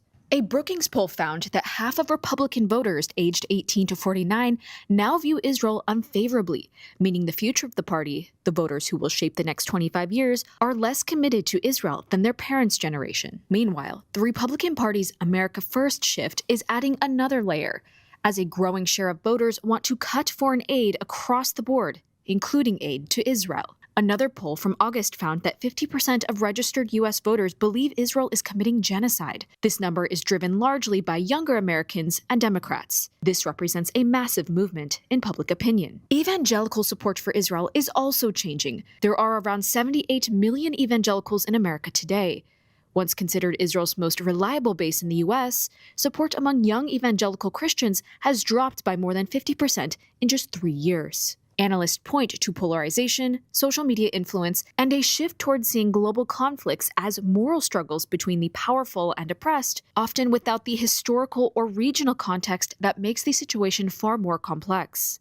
And with the past 2 years of war in Gaza between Israel and Hamas, these perceptions are solidifying, not softening. So the base is shrinking, but it is far from disappearing. Evangelicals are still one of the most pro-Israel groups in America, with 69% saying Israel has a biblical right to the land. For Israel, the stakes are high. The U.S. is still its most important ally, militarily, politically, and diplomatically. And as America's political landscape shifts, Israel may soon face a future where support from Washington is no longer guaranteed. For now, the alliance remains strong, but the question isn't about today. It's about where American public opinion is headed and what that will mean for Israel in the decades ahead. And on the topic of U.S.-Israel relations, this week, the largest ever delegation of some 1,000 Christian pastors and influencers are visiting Israel in a special program led by the Friends of Zion Museum in Jerusalem and the Foreign Ministry. They're in Israel to train to become ambassadors in combating the ideological war against Israel and the West. Joining us now with more on this historic mission is Dr. Mike Evans, the founder of the Friends of Zion Heritage Center, one of the leading voices in the Christian world today, known for his lifelong work in combating anti-Semitism and a close confidant of President Donald Trump. Dr. Evans, thank you so much for joining us today. Thank you. Good to be with you. So can you tell us a little bit about this delegation, the largest ever to visit from the United States? I mean, what prompted such a visit and what's its purpose? Well, there's been an ideological war going on in the United States. So let's just take the U.S. stock market. Around 1/3 of the U.S. stock market is controlled by the Gulf states, over $3 trillion. So you have Qatar as an example, who has dropped $400 billion into America to influence social media. They're now using AI to do it, and algorithm and bots, like they did the universities. So it's all intentional to poison the minds of the young people of America. And our objective is to use the pulpit, and the pulpit will speak louder than the propaganda. And what is on the agenda for this delegation? It's very strategic. We have probably over 40 meetings with in the Ambassador Summit with the top leaders of the nation. Example, we go to Nova tomorrow. We're going to have an event with the hostages and their families to show solidarity. Then we have our opening with Mike Huckabee that evening. We have an event at the Kotel in which the 1,000 leaders will take the names of the Israelis that were massacred, put them in the cracks of the wall, pray for their family. They'll go to Mount Herzl with the flowers and the flags, and they'll put them on the graves of all the soldiers killed since October 7th, and the widows will be there also. So it's a time to educate and activate these leaders. And by the way, over 200 of them are connected with Donald Trump. They're part of the Trump faith movement. They're the most powerful. They own media stations, television stations. They're massive broadcasters. And we have to do it. We have to do it because we have some crazies out there like Tucker Carlson who's saying Israel is not an ally anymore. We don't need the state of Israel. We'll tell that to the victims of 9/11. Absolutely. And, you know, speaking of Tucker Carlson and in general, I mean, as we just saw, Christian support for Israel is also eroding. I mean, polls are consistently showing that Christian youth are moving away from Israel. So, I mean, what, in your opinion, needs to be done to maintain the close relationship between Israel and the American Christian community? The state of Israel has never fought an ideological war. Shimon Peres, my chairman, told me the new wars are ideological, economic, media, and proxy wars. Now, the state of Israel has a problem. Only 0.12% of the population is Israelis. That means for every 10,000 people, only 12 are Israelis. We're 9.7% of the global population. So we need to partner with the state of Israel. The majority of Zionists in the world are not Jewish. They're Christian Zionists. We need to partner with them. We need to use our influence in social media to help win these hearts and minds of these young people. They've been poisoned by the enemies of Israel. By the way, they're not only in the Gulf states, they're throughout Europe and other parts of the world, and they have a massive amounts of money and influence. Thanks to AI, they're using bots now to do it, but we can win them over. I've told the prime minister, I've told the leaders of the nation, we're on your team. We're going to do this. Listen, these 1,000 pastors not coming here for a tour. They're coming here to be ambassadors, to partner with the state of Israel, to fight the lies against the nation of Israel. Such absolutely important work, especially these days. Dr. Mike Evans, thank you so much for joining us today. Great honor. All the best.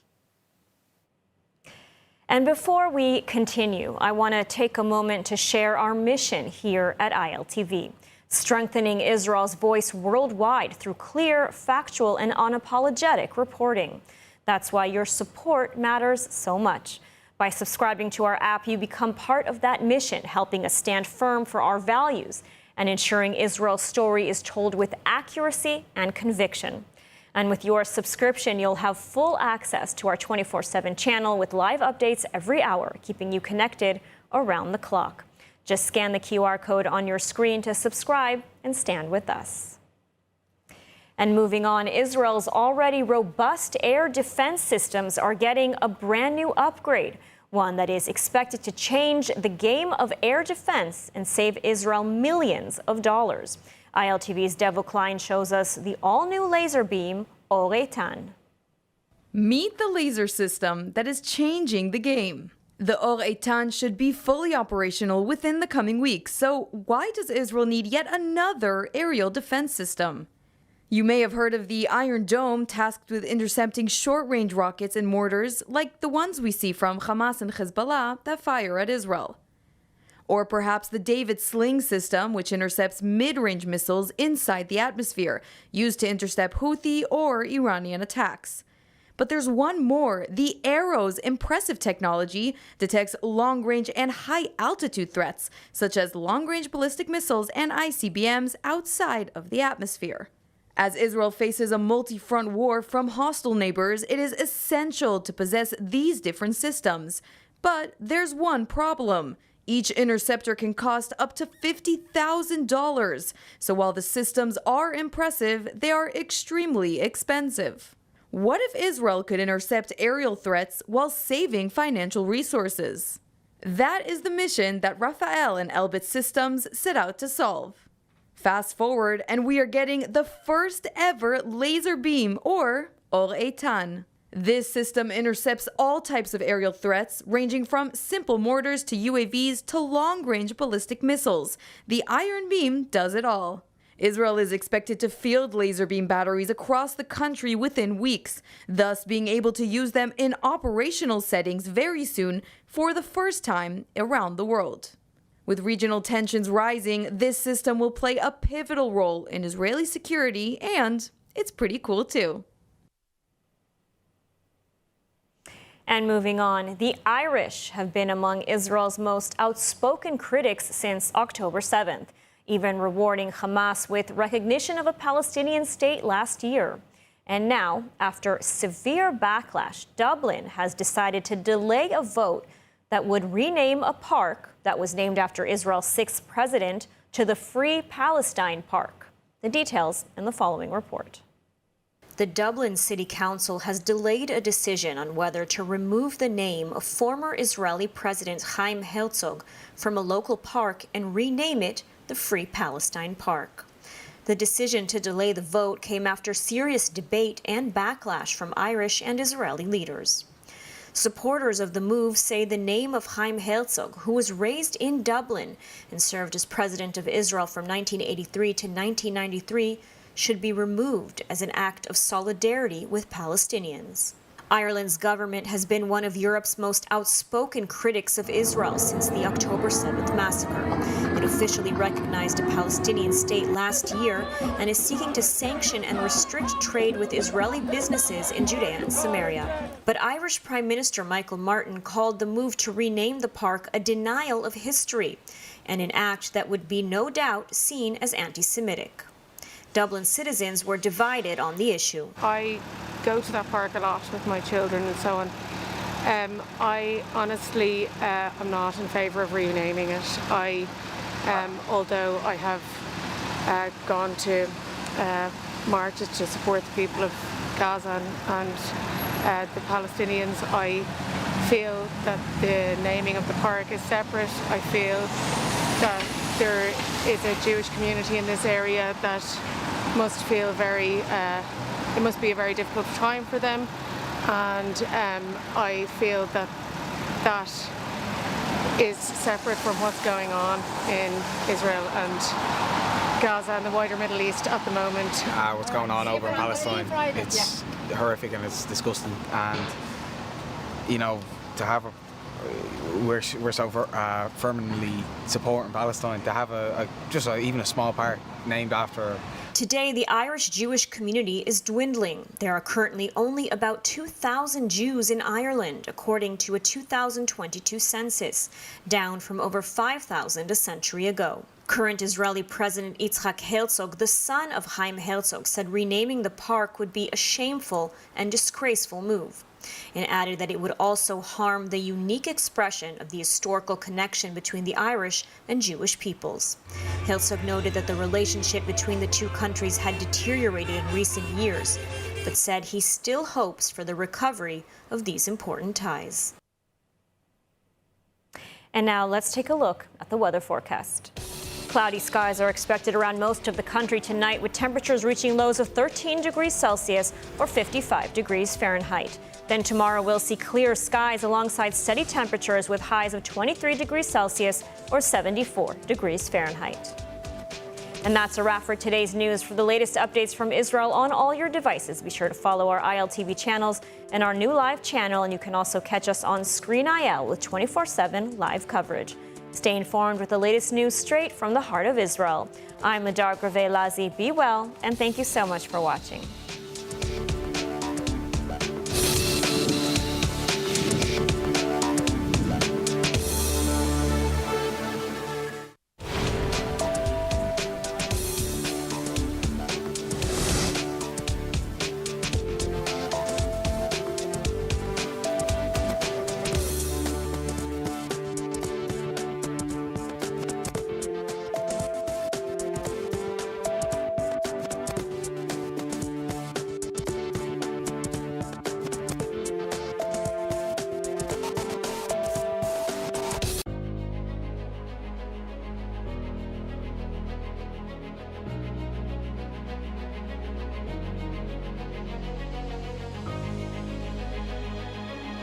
Welcome to ILTV Security Brief. I'm Caleb Ben David. Each week we focus on the latest developments in security and defense relating to Israel and the Middle East, impacting on this region and beyond. And we start with our top items of the past week. In a targeted airstrike on Beirut, the IDF eliminates Hezbollah military chief Haitham Ali Tabatabai and 4 other top figures in the Iran-backed terror movement. Israeli forces on the Lebanese border go on alert, and the IDF holds a snap drill as Hezbollah vows retaliation, saying the strike crosses a red line. The remains handed over by the Palestinian Islamic Jihad terror group from Gaza are identified as Dror Or, who was killed along with his partner Yonat at Kibbutz Be'eri during the October 7th attack, and his 2 children kidnapped and later returned. That leaves 2 deceased hostages, Ron Givli and Thai worker Suthasik Rinthalik, still held in Gaza. In 2 incidents, IDF forces eliminate 11 armed terrorists who emerged from tunnels in the Rafah area. In northern Gaza, soldiers in the 188th Brigade gunned down a terrorist approaching troops in a threatening manner amid ongoing clashes with Palestinians who continue trying to infiltrate the Israeli-controlled Green Zone of Gaza. Forces from the IDF's Duvdevan Commando Unit and the Shin Bet eliminate Sultan al-Khani, the terrorist who in August 2024 bludgeoned to death Gidon Perry with a hammer while he worked security at the Bar On industrial area. Al-Khani was tracked down to a home near Jenin and killed in a shootout with Israeli forces. And now our big story. The Gaza war may officially be over, but there are on other fronts, the IDF continues to battle against the resurgent Hamas, against Hezbollah in Lebanon, and against terror factions in Judea and Samaria, and of course the Iranian octopus that stands behind them all. Yet even in the midst of all this, mounting tensions between the top political and security echelons threaten to complicate, perhaps even compromise this task. Defense Minister Israel Katz and IDF Chief of Staff Eyal Zamir are publicly feuding to an unprecedented degree over military appointments, requiring the personal intervention of Prime Minister Netanyahu. But behind the discord is a far bigger issue: the open question of why Israel was so unprepared for the October 7th attack, how to best investigate that matter, and what conclusions need to be drawn. More in this report from Sivan Raviv. The dismissals and decisions follow the findings of the Turjuman Committee, a panel tasked with reviewing the IDF's internal investigations into both operational and intelligence breakdowns before, during, and immediately after the October 7th assault. Among the most consequential moves, Major General Oded Basyuk, who headed the IDF Operations Directorate on October 7th, has been removed from reserve duty entirely. Major General Shlomi Binder, who led the Operations Division at the time and today serves as Chief of Military Intelligence, received a formal reprimand but will retire only at the end of his current term. Former Military Intelligence Chief Major General Aharon Khaliva, one of the first to publicly accept responsibility, was dismissed from reserve service in a phone call. He reportedly told Zamir he still expects a full state commission of inquiry. And former Southern Command Chief Major General Yaron Finkelman, who resigned after the attacks but remained in service, will now completely end his military career and be removed from the reserves. More officers are also facing consequences. כלל האנשים ששמם יקשר מעתה והלאה לאותן מסקנות אישיות הם טובי מפקדינו. כולם תרמו את מרבית חייהם לצה"ל ולמדינת ישראל. לרובם המוחלט יש נגיעה ישירה בהצלחות המבצעיות שצה"ל הגיע אליהם בשנתיים האחרונות. יש לנו אחריות כלפיהם גם כחברה. ההתייחסות שלנו אליהם תשפיע גם על דור המפקדים הבא וגם על אלה הנושאים בו היום. אל לנו להיות ארץ אוכלת מפקדיה. אין לנו את הפריבילגיה הזו.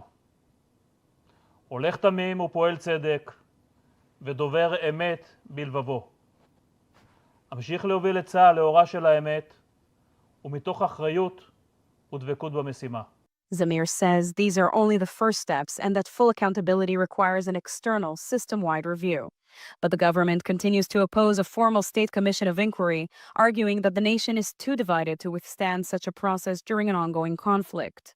Opponents, from former commanders to October 7th survivor groups, insist that anything short of a full independent commission leaves key political decisions untouched and risks bearing the most painful lessons. And joining us now for more on this and other issues is Yaakov Katz, an American-born Israeli journalist. He's the former editor-in-chief of the Jerusalem Post and the author of 4 books on the Israeli military, most recently, While Israel Slept, How Hamas Surprised the Most Powerful Military in the Middle East, which was co-written with Amir Buchbut. Yaakov, thanks for joining us on Security Brief. Great to be with you, Khalif. Well, let's get, first of all, to the question posed by your book, a very complicated one that is an issue of debate in Israel. Why did Israel sleep in the days, weeks, months, maybe even years leading to the October 7th attack? In short, this was not something that was just a tactical error. There were, of course, mistakes that were on the ground. The intelligence misread the information. They didn't interpret it right. They weren't able to imagine, essentially, what Hamas was able to do. They had alarms and alerts, and they saw things that were moving on the ground, but they couldn't put the pieces together. There was the breakdown in defense. There was the trouble with the deployment of the IDF to the border, to those borderline communities on October 7th.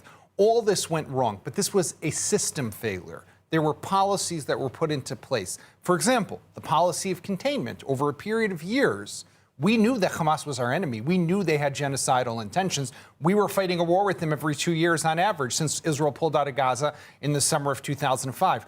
But we never believed this was possible. We thought you could kick the can down the road. You could buy them off with money. They wanted economic prosperity, when in reality, this was all deception on its way to the attack on October 7th.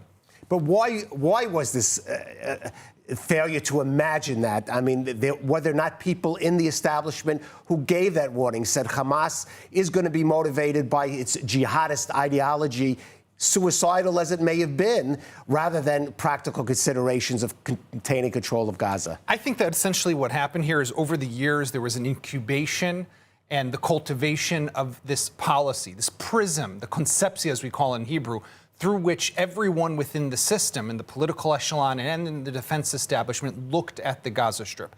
On the one hand, we had a technological advantage, or we thought. We had Iron Dome to intercept their rockets when they started to dig tunnels, and we saw them pop out in the summer of 2014 during Operation Protective Edge. We built an underground wall and a system to detect when they were digging tunnels. So we thought we were impenetrable. We also had bigger fish to fry. Netanyahu himself writes this in his autobiography that comes out in 2022, just a year before the attack in October, where he says when the people like Naftali Bennett, Avigdor Lieberman, and he was back in the cabinet with them in that operation in 2014, wanted to invade Gaza and send troops on the ground, He said no because he had to stay focused on Iran. He had to stay focused on Hezbollah. And I can't say he's necessarily wrong, but altogether what that did was it created this belief that we can contain Hamas. We know they're there. We know they're an enemy, but between our technological advantage, between our forces that are there, if God forbid they were to try something, we will be okay. But in the end, we weren't. And that's the reality. Right. So that's the strategic failure. There were, as you say, tactical failures. For example, not listening to the warnings made by the female observers on the border. The army has to be held accountable for that. The chief of staff, Ayal Zamir, says the army is taking care of its business, but is it? That's one of the questions being asked. I mean, look, I'll tell you, if I look at the IDF right now, I mean, they failed miserably. And all of these officers who have now been removed from their positions have already stepped down. My heart goes out to them because I think these are people who have dedicated their lives for the defense of the state of Israel, but they failed and they should be held accountable. That's how it works. And when you fail, that is your responsibility, and you need to be held responsible. So we see that with the head of military intelligence, head of the Southern Command, head of the operations director, and Herzi Halevi, the former chief of staff who stepped down, as well as Ronain Bar, the former head of the Shin Bet. What happened this week, though, with these investigations that now came out, the Sami Turjaman panel, essentially, Herzi Halevi, when he was chief of staff, set up shortly after the war began different teams to investigate different parts of the IDF. When he was replaced earlier this year by General Zamir as the new chief of staff, they together agreed that all of these commissions that had been set up internally by the IDF needed another review. That's the Turjaman panel. Comes Israel Katz and says, you know what? Not enough. I want another review of the Turjaman commission that investigated and reviewed already the IDF. I'm sorry, Kalev, it's ridiculous. The military has investigated itself not once, but twice. Now Katz wants a third time. Let me ask you, and we both know the answer. How many times has the political echelon, has the government we'll get to that in a minute, but there is a basic law put into place after the Yom Kippur War that asserts civilian authority over the military. That is the argument the defense minister is saying, that it's not enough for the army to investigate, the military to investigate itself. It also has to go to the 100%, and I'll be the first to also totally agree. We're a democracy. In a democracy, the military is subordinate to the government. The government gives the orders, the military execute those orders. That's how it should always work, and I hope it continues to work that way. However, how much do we need the military to beat itself up, right? And you know what? No problem. Have a civilian authority or body investigate the military, but also look into the political echelon. That's what's called the State Commission of Inquiry, and that's exactly what this government is trying to avoid having to set up. Again, the argument they're making is that even though the Gaza war is officially over, Israel is still in battle on multiple fronts. You know, Kalev, during the war, Prime Minister Netanyahu said a number of times, first of all, he refused to take responsibility. He never apologized for the failures of October 7th, as opposed to the other people, the heads of the IDF, the heads of the Shin Bet, and other officials within the security establishment. I put that aside for a moment. He is a politician. Right. The reason that there wasn't a commission of inquiry, he said, is because we're still fighting. Already over a month ago, the 20 living hostages came back. The war de-escalated from the high-intensity stage to the stage we're at now, which is kind of this status quo, waiting to see what's going to happen, and if the Trump plan will move to what's called the second stage, phase 2. We don't know if it will. Hopefully it will. But now there is a perfect opportunity to set this up. What does the government, though, go ahead and do? It says we're not doing a state commission of inquiry. We're not going to do what the Israeli law allows, what has been done for decades, what happened after the Yom Kippur War when we had the Agranat Commission. That we're not going to do. What he did is he set up 10 ministers, put them on a panel, said, you guys go take 45 days and think about what is the mandate of any commission that we as a government are going to create. Let me ask you a question, Kalev. You've been in this business for a long time. Does it sound normal that somebody who's being investigated is going to choose who is going to investigate them? I mean, I'm going to be a suspect in a crime. I'll go to the police station and I'll say, you know what, line up, let me do auditions for whoever's going to question me. It doesn't work that way. We need an independent commission and body that can look at the entire system. This is something that goes deep. And I understand why the government wants to avoid it, because they know what will potentially be discovered. Well, there will be elections anyway in the coming year that probably will determine eventually whether there'll be such a commission or not. Let's talk about, you mentioned phase 2 of the Gaza plan. Let's move on from what was to where we are now. As you mentioned before, now there are now only two deceased hostages left in Gaza. It does appear this is the time to move to phase two. How do you see that developing? What do you think is most likely now going to happen? I wish I could say I'm optimistic. I mean, the Israel is in control now of about 57% of the Gaza Strip. Hamas in charge of about 43%. So let's say 53 and 47, sorry. So it's about 50-50. We have the yellow line. We have that perimeter. They have their area. Hamas has reasserted its control. They are the sovereign ruler now in that half of Gaza that they control. They're out back on the streets. They're armed. They're wearing their masks, their green headbands. They're still there. We have Hamas operatives and terrorists who are also in the part that Israel is controlling. How does the disarmament work in this case? Do we really think that they're going to willingly give up their weapons? Do we think that this so-called ISF, International Stabilization Force, which is one of the points of the Trump 20-point plan, is supposed to be assembled from countries all over the world, from Egypt and Saudi Arabia and the UAE and maybe Turkey and Qatar? They're going to come in and disarm Hamas? We know that's not going to happen. Also, disarmament. Does that not include the tunnels? And if it includes the tunnels and there's about 150, 200 miles left, who's going to do that? This is a meticulous, very complicated task. Not to mention, where's the governing entity that's supposed to rule over Gaza that does not include Hamas? My point is, there are huge obstacles in the way, huge challenges. I think there's a lot of wishful thinking on the part of the Americans, and this is being led, we have to say, by the Trump administration.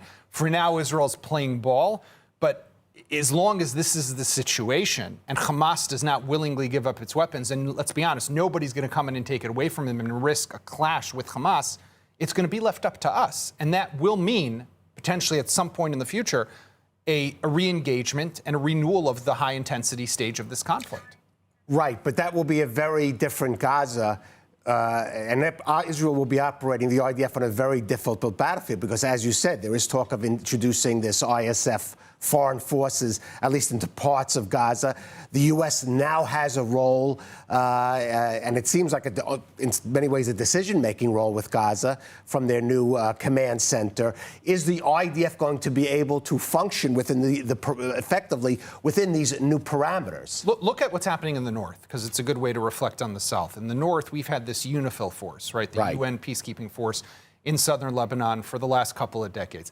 It has been it's hindered the IDF's ability to operate. It undermines operational freedom, because you might see a Hezbollah guy and then see UN Spanish or Italian, French peacekeeping forces that are nearby. It makes it more difficult. Their mandate has not been renewed. They are going to phase out. The army is happy about that. Now, look at Gaza. If we now have this ISF there and Hamas rebuilds tunnels, hides its arms inside facilities right next to where these international soldiers and forces are based, will the Israeli army be able to operate, or will its hands once again be tied? I'm not sure that Israel is ecstatic about the possibility of these forces, and definitely not excited about the option that you're going to have Turkish and Qatari forces on the ground. Well, forces Gaza. My understanding is not going to happen. But whatever role they will play is a role that Israel does not want to see. This is the Muslim Brotherhood, and Hamas being a outgrowth of the Muslim Brotherhood. We don't want to see that axis return and start to take hold inside the Gaza Strip. All right. Well, since you mentioned the North, let's discuss it, because very big news out of Beirut of today, of course, the targeted killing of the really military commander, or the number 2, basically, of Hezbollah. You paint the scenario where it seems it's almost inevitable for another round of Israel against Hamas. Is that the same scenario developing in the north? Look, we're talking the week of the 1-year anniversary to the ceasefire that we struck with the American mediation back a year ago in November of 2024 between Israel and Hezbollah. Hezbollah is a shadow of its former self. However, if we look at what's happened over the last year, Israel has been doing what I like to call mowing the lawn. It's been operating, taking out trucks of weapons, taking out arms that it's discovered, killed over 300 Hezbollah operatives and terrorists over the last year. What happened this week with the elimination in the Dahia neighborhood, the Hezbollah stronghold of Beirut, when it took out the senior Hezbollah military commander, the number 2 in the organization, is definitely an escalation, but it's meant to do 2 things. One, sow more chaos and confusion within Hezbollah, make their ability to launch attacks or to rebuild even more difficult, but also, and no less important, send a message to the Lebanese government, the official government: you got to collect the weapons and disarm Hezbollah. That was supposed to happen. A year has passed and nothing has happened. It's very parallel, a similar situation in Gaza. Exactly. Who is going to actually do the dirty work of getting Hezbollah and Hamas to lay down their arms? And unfortunately, Kalev, when we look at the reality, no one's willing to do it. And it falls on Israel, and Israel will have to make a tough decision, definitely when it comes to Gaza, and of course also with Lebanon. Israel doesn't want to renew the war there, but if we don't stop Hezbollah and we don't keep up this policy of preemption, which is good now, but will we be able to keep it up long term? I'm not sure. They will rebuild. The Iranians want them to rebuild. They're keeping that relationship very close. The Hezbollah has a desire to rebuild its forces, definitely in the north, but also they want to start to move below the Litani River into southern Lebanon. And Israel's going to have to decide which way it goes. And we can't forget, though, that in Lebanon, the reality is even more complex because you have a government that is backed by the French, backed by the United States. Unfortunately, though, it was only a few months ago that we were hearing about prospects of maybe some sort of normalization one day with Lebanon. That doesn't seem to be anywhere in the cards at the moment. It certainly doesn't. And again, you raised the Iranians, their role in it. They're helping Hezbollah to rearm. They themselves are reportedly rebuilding their nuclear facilities. Again, is what we experienced in June just round one of perhaps another shooting war with Iran? From what I hear from officials, it's not a question of if, it's a question of when. Right? Iran, the axis was on decline. And in decline. And that was the re-engineering that Israel has created here. And by the way, with everything we said before about the Netanyahu government, they deserve the credit for this re-engineering in the Middle East over the last 2 years. But with that said, it has to be maintained. And Iran is rebuilding its nuclear facilities. It's trying to rearm its ballistic missiles many of them were fired at Israel, over 500, and Israel also was able to destroy many of them, and their missile launchers, and air defense systems. They're working with China, they're working with Russia, they're doing some of it domestic. If we allow them to keep doing this, imagine that missile threat. Look at what just about 500 missiles fired at Israel, 10% land here, about 50, kill about 30 people, cause extensive damage. That was with about 2,500 missiles that they had, about 400 missile launchers. Now imagine that number is double, or God forbid, triple. What firepower they would have and what that could potentially do to the state of Israel in the next round. This will have to be maintained somehow. So either we have two options. Either there's a new nuclear deal and there's a new accord with Iran brokered by the United States, or we're going to have to see more action against Iran inside Iran itself. Briefly, so you've written a lot about Israel's technological advancements, the IDF's advancements on the battlefield. Is Israel going to be able to maintain that edge in the coming years? It's becoming all the more complicated. It's becoming complicated because, number one, we saw just last week, MBS, the Crown Prince of Saudi, goes to the White House and walks away with the promise that they'll be able to get the F-35. Other countries want the F-35, fifth-generation stealth fighter jet that only Israel flies at the moment in the Middle East. That will shake the balance of power here. And not to mention the fact that we've seen over the last 2 years in Gaza how complicated it is when you're fighting an enemy embedded in civilian infrastructure with a tunnel network. It's tough to get that decisive victory, even with the amazing technology that we have. So Israel will have to keep up that race to keep that technological edge, but at the same time, it can't neglect the old skills that are still required for these types of battles that we still face. All right, Yaakov Katz, I know your work is read by the policymakers in Israel, and hopefully your latest book, While Israel Slept, is going to be read and digested for them so that Israel will awaken from that slumber that led to the October 7th attack. Thank you for joining us on ILTV Security Brief. And now, a final word. Last week saw the passing of IDF Major General Eli Zaira at age 97. Zaira is most famous or infamous for his role as commander of military intelligence in the period leading up to the 1973 Yom Kippur War, when the Egyptian and Syrian armies caught Israel completely by surprise. The post-war Agranat Commission laid much of the blame for that failure on Zaira, finding him negligent to the point of disregarding strong evidence that such an attack was coming. And he was forced to resign from the IDF in disgrace. Zaira's role in the Yom Kippur War debacle was a warning sign for future Israeli military and governmental leaders. He ignored clear warnings about Egyptian and Syrian intentions because he had become too fixated on what was called the concept, an intelligence assessment that those countries would not dare attack Israel again after suffering such devastating losses in the 1967 Six-Day War.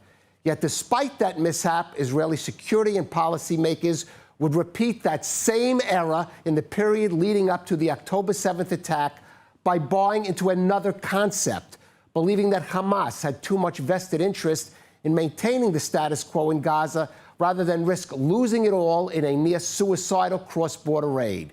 It was the same complacency and arrogance that dooms the era from imagining a worst-case scenario and planning for all contingencies, a costly lesson that hopefully won't have to be learned firsthand again by future Israeli generations. But there's another aspect of the Yom Kippur War, particularly its aftermath, that contains within it another cautionary tale relevant to our present situation.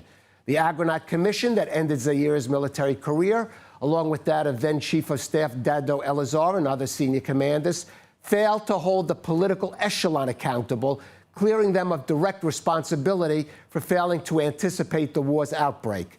But the public refused to accept that conclusion, seeing it as a whitewash of the government, leading to mass protests, which eventually forced Prime Minister Golda Meir and Defense Minister Moshe Dayan to resign. Now the current Israeli government is opposing having an official state commission investigate the outbreak of the October 7th war, preferring probes that are directly overseen by members of the same cabinet who were in place before and during those dark days. However, if they believe this will enable them to ultimately avoid responsibility for those events, history tells us otherwise. Eli Zair died last week, a relatively forgotten figure in Israel. It is the formidable legacies of Golda Meir and Moshe Dayan that today must reckon with the setbacks of the Yom Kippur War. Because in a democracy, just as authority over military policy must remain in the hands of the civilian leadership, so must also be the responsibility for its failures. Thank you for joining us on ILTV Security Brief.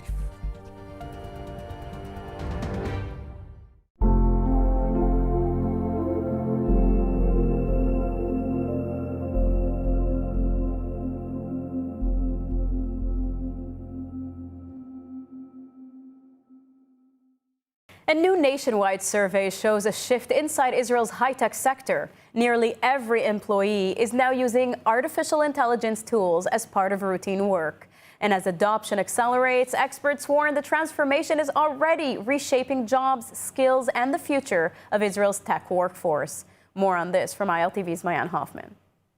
A survey released this week by the Israel Innovation Authority and the Brookdale Institute reveals that 95% of high-tech employees now use AI tools regularly, and 78% of them use them every single day. What began with developers has quickly spread across marketing teams, HR departments, and product managers, embedding AI deep inside daily workflows. The report's message is clear. Artificial intelligence isn't a prediction. It's a labor market revolution, already unfolding in real time. Innovation Authority CEO Dror Bin underscored the significance, saying the findings show that this is not a future projection, but a present reality shaping high-tech employment. According to the survey, employees use AI not for a single need, but across a wide range of tasks, from code generation to professional writing, research, and self-learning. In fact, 82% of daily users rely on AI for 3 or more tasks. The benefits are dramatic. 70% of employees report substantial improvement in output quality. Half say AI significantly reduces work time. And 40% report cutting more than half their performance time. Still, the transformation brings new concerns. Senior employees report higher anxiety about job security, and workers in Israel's periphery express more fear of being left behind. The survey signals a sector moving fast, creating new opportunities while widening existing gaps.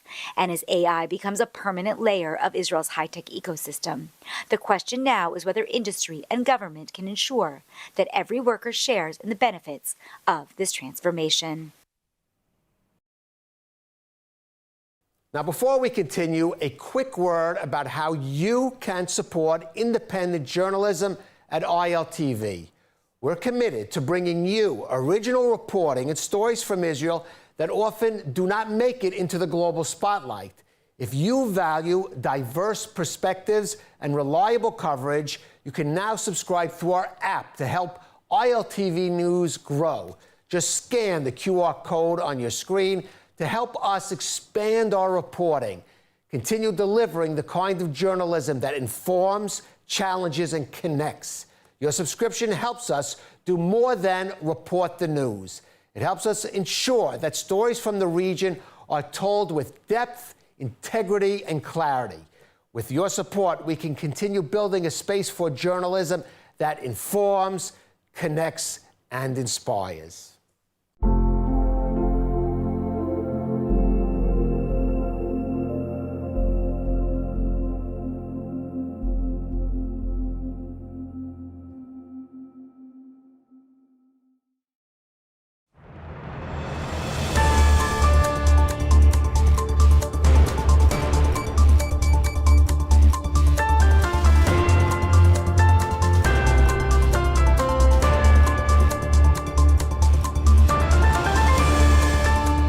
Back to ILTV on the Hour. We're live from Israel, bringing you the biggest headlines of the region.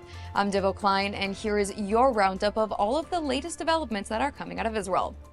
The Islamic Jihad have announced that they have located the body of what they claim is a hostage in searches in northern Gaza.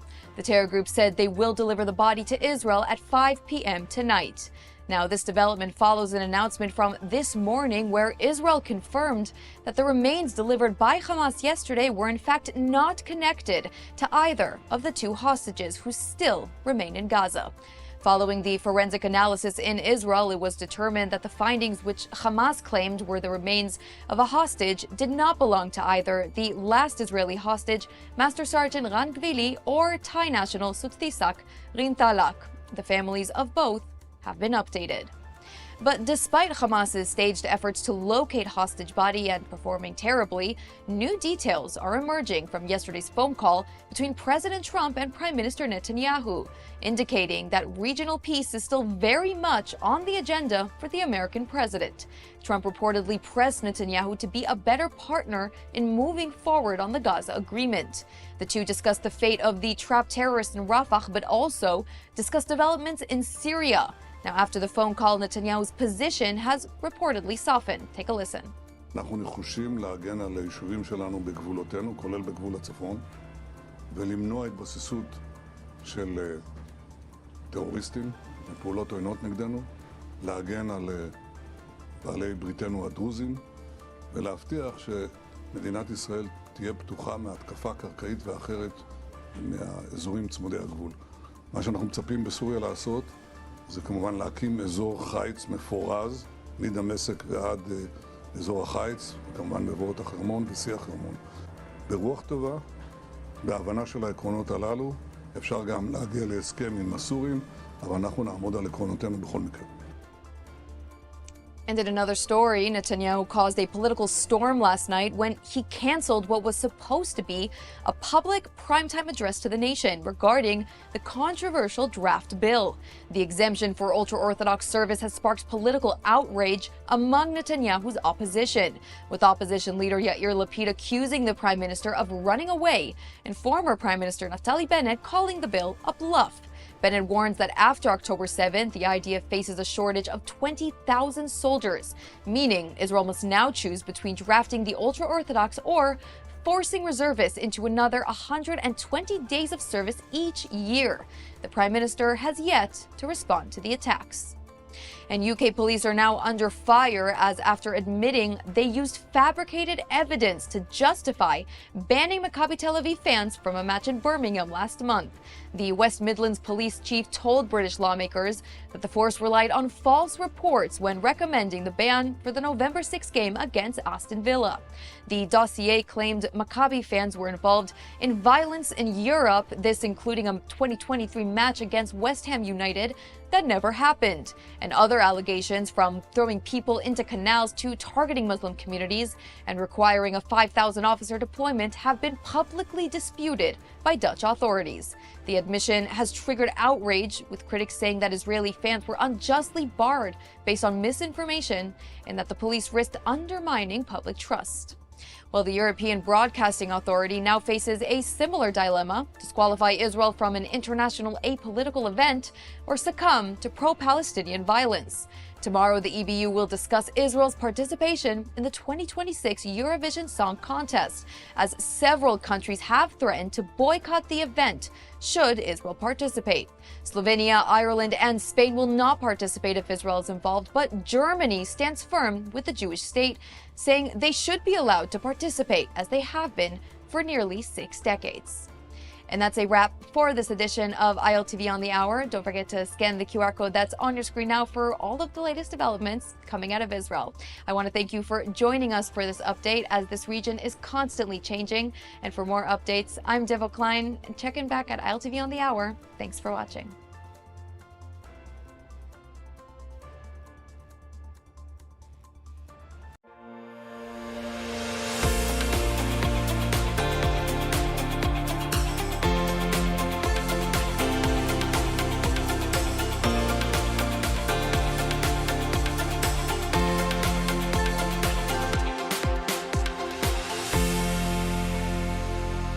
Around the world, headlines paint a picture of an Israel acting recklessly.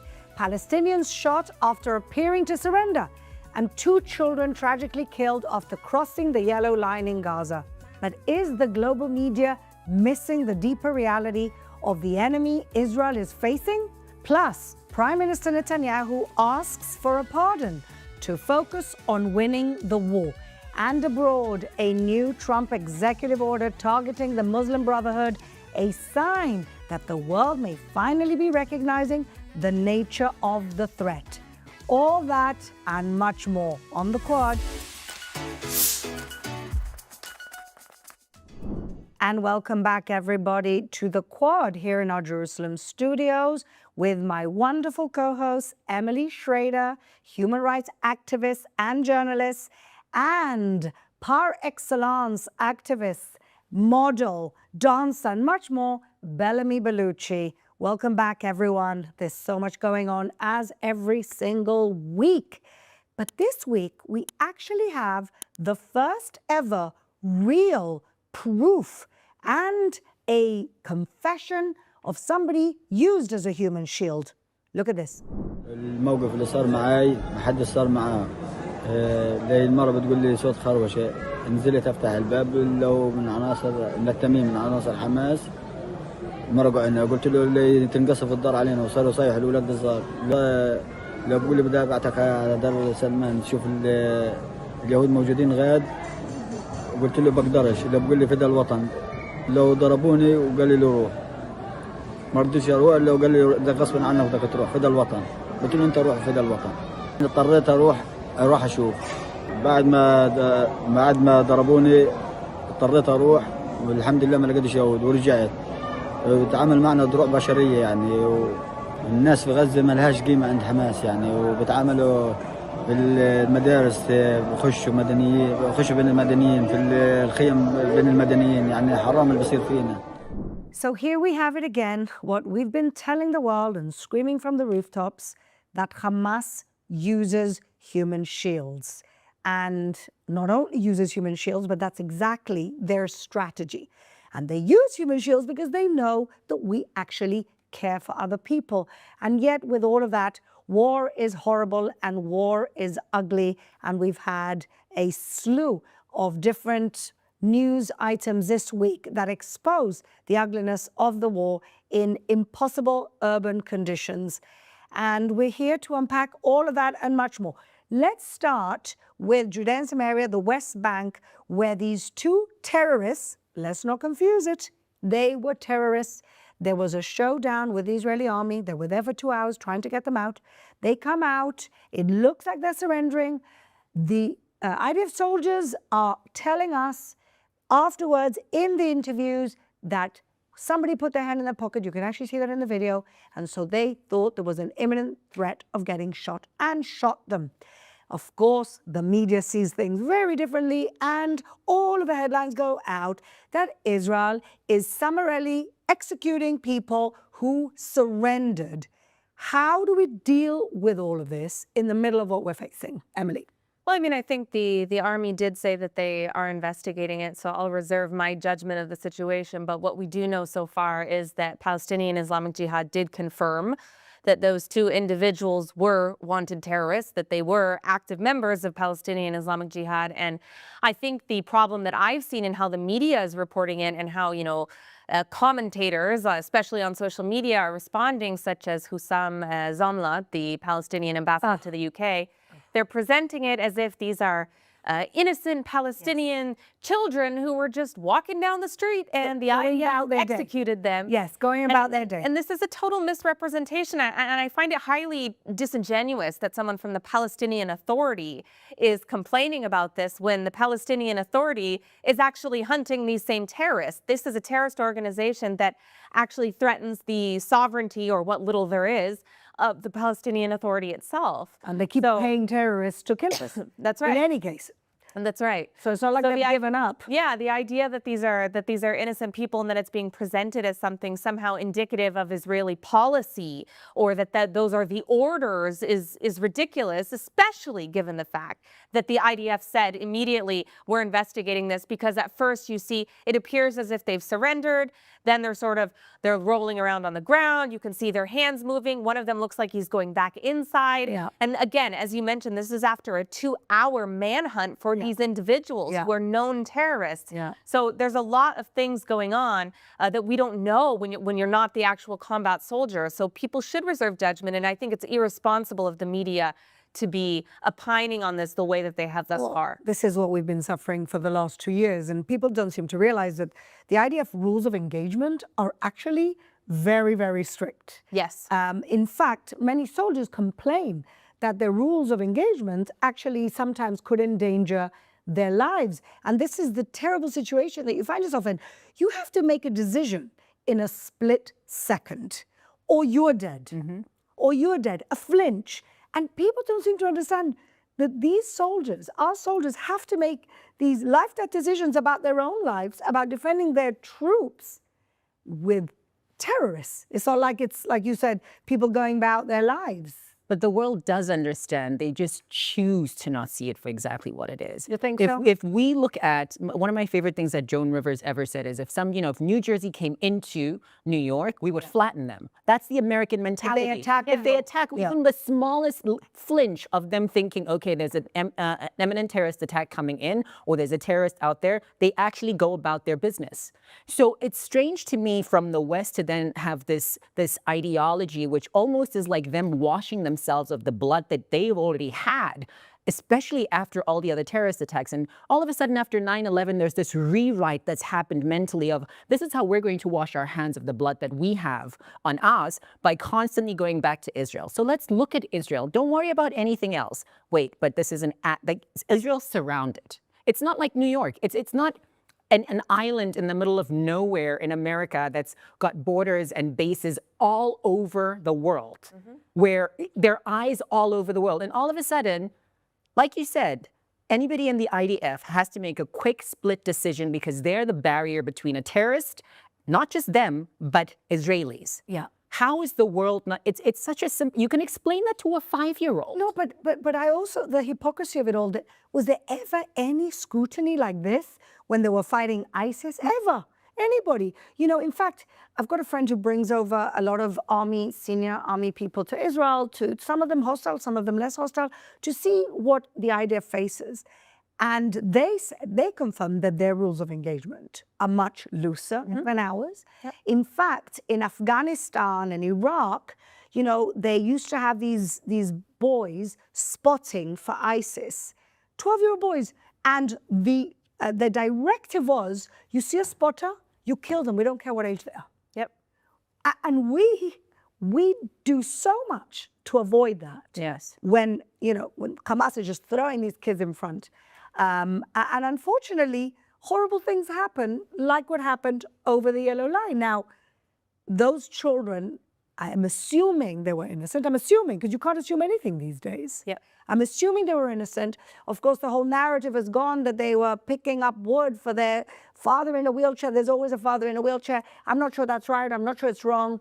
I don't want to judge. They may have well been innocent children, but if you know there's a yellow line and you're the parent or the family, you would say, I don't know, don't go near a place that could be in danger for you. I don't know anymore what you think, but that's the nature of war. Well, I think one of the things that's the most irritating to me about this is that let's say that those particular soldiers were wrong and that they shouldn't have engaged in both of these incidents and that they are in the wrong. First of all, it's already under investigation. Yeah. Second of all, the way that's both incidents. The way that it's being presented as if this is the policy of the Israeli army, that is what I have a major problem with. Of course, there are things that happen in war that are wrong. Yeah. It's going to happen invariably. That's why we don't want to fight wars. Yes. Okay? Because bad things happen in war. It doesn't surprise me that there are soldiers who did individual acts that are bad. The question is that the policy? Is that coming from above? Is that what the standards are? And it's not.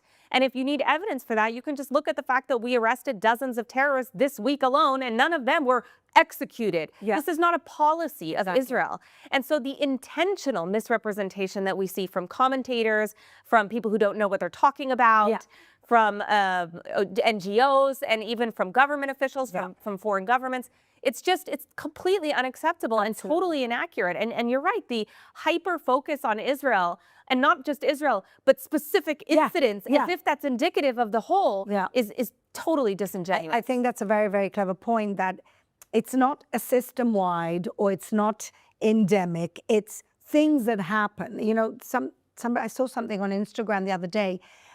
Somebody said that Israel, okay, this is a new blood libel, because there's one a day at least, that there is violence in the Arab towns in Israel.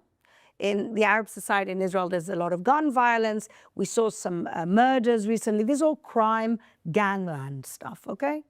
That the Israeli police are actually releasing illegal guns into the Arab community so that they can kill each other. So somebody puts this on Instagram. They get, of course, the token Israeli idiot who is looking for attention because doesn't have a job. They find that person, they roll them out, and they say, Israel, the police has a policy. Of course, and I write, there may be a crooked cop or two, because there are crooked cops everywhere. But is this the policy of the police? No. Yeah. Which is exactly what you're saying. Is it, do mistakes happen in war? Yes. Is war ugly? Yes. That's why, by the way, I remind everyone, we never started any wars. But is this something that is coming from directly from above? No.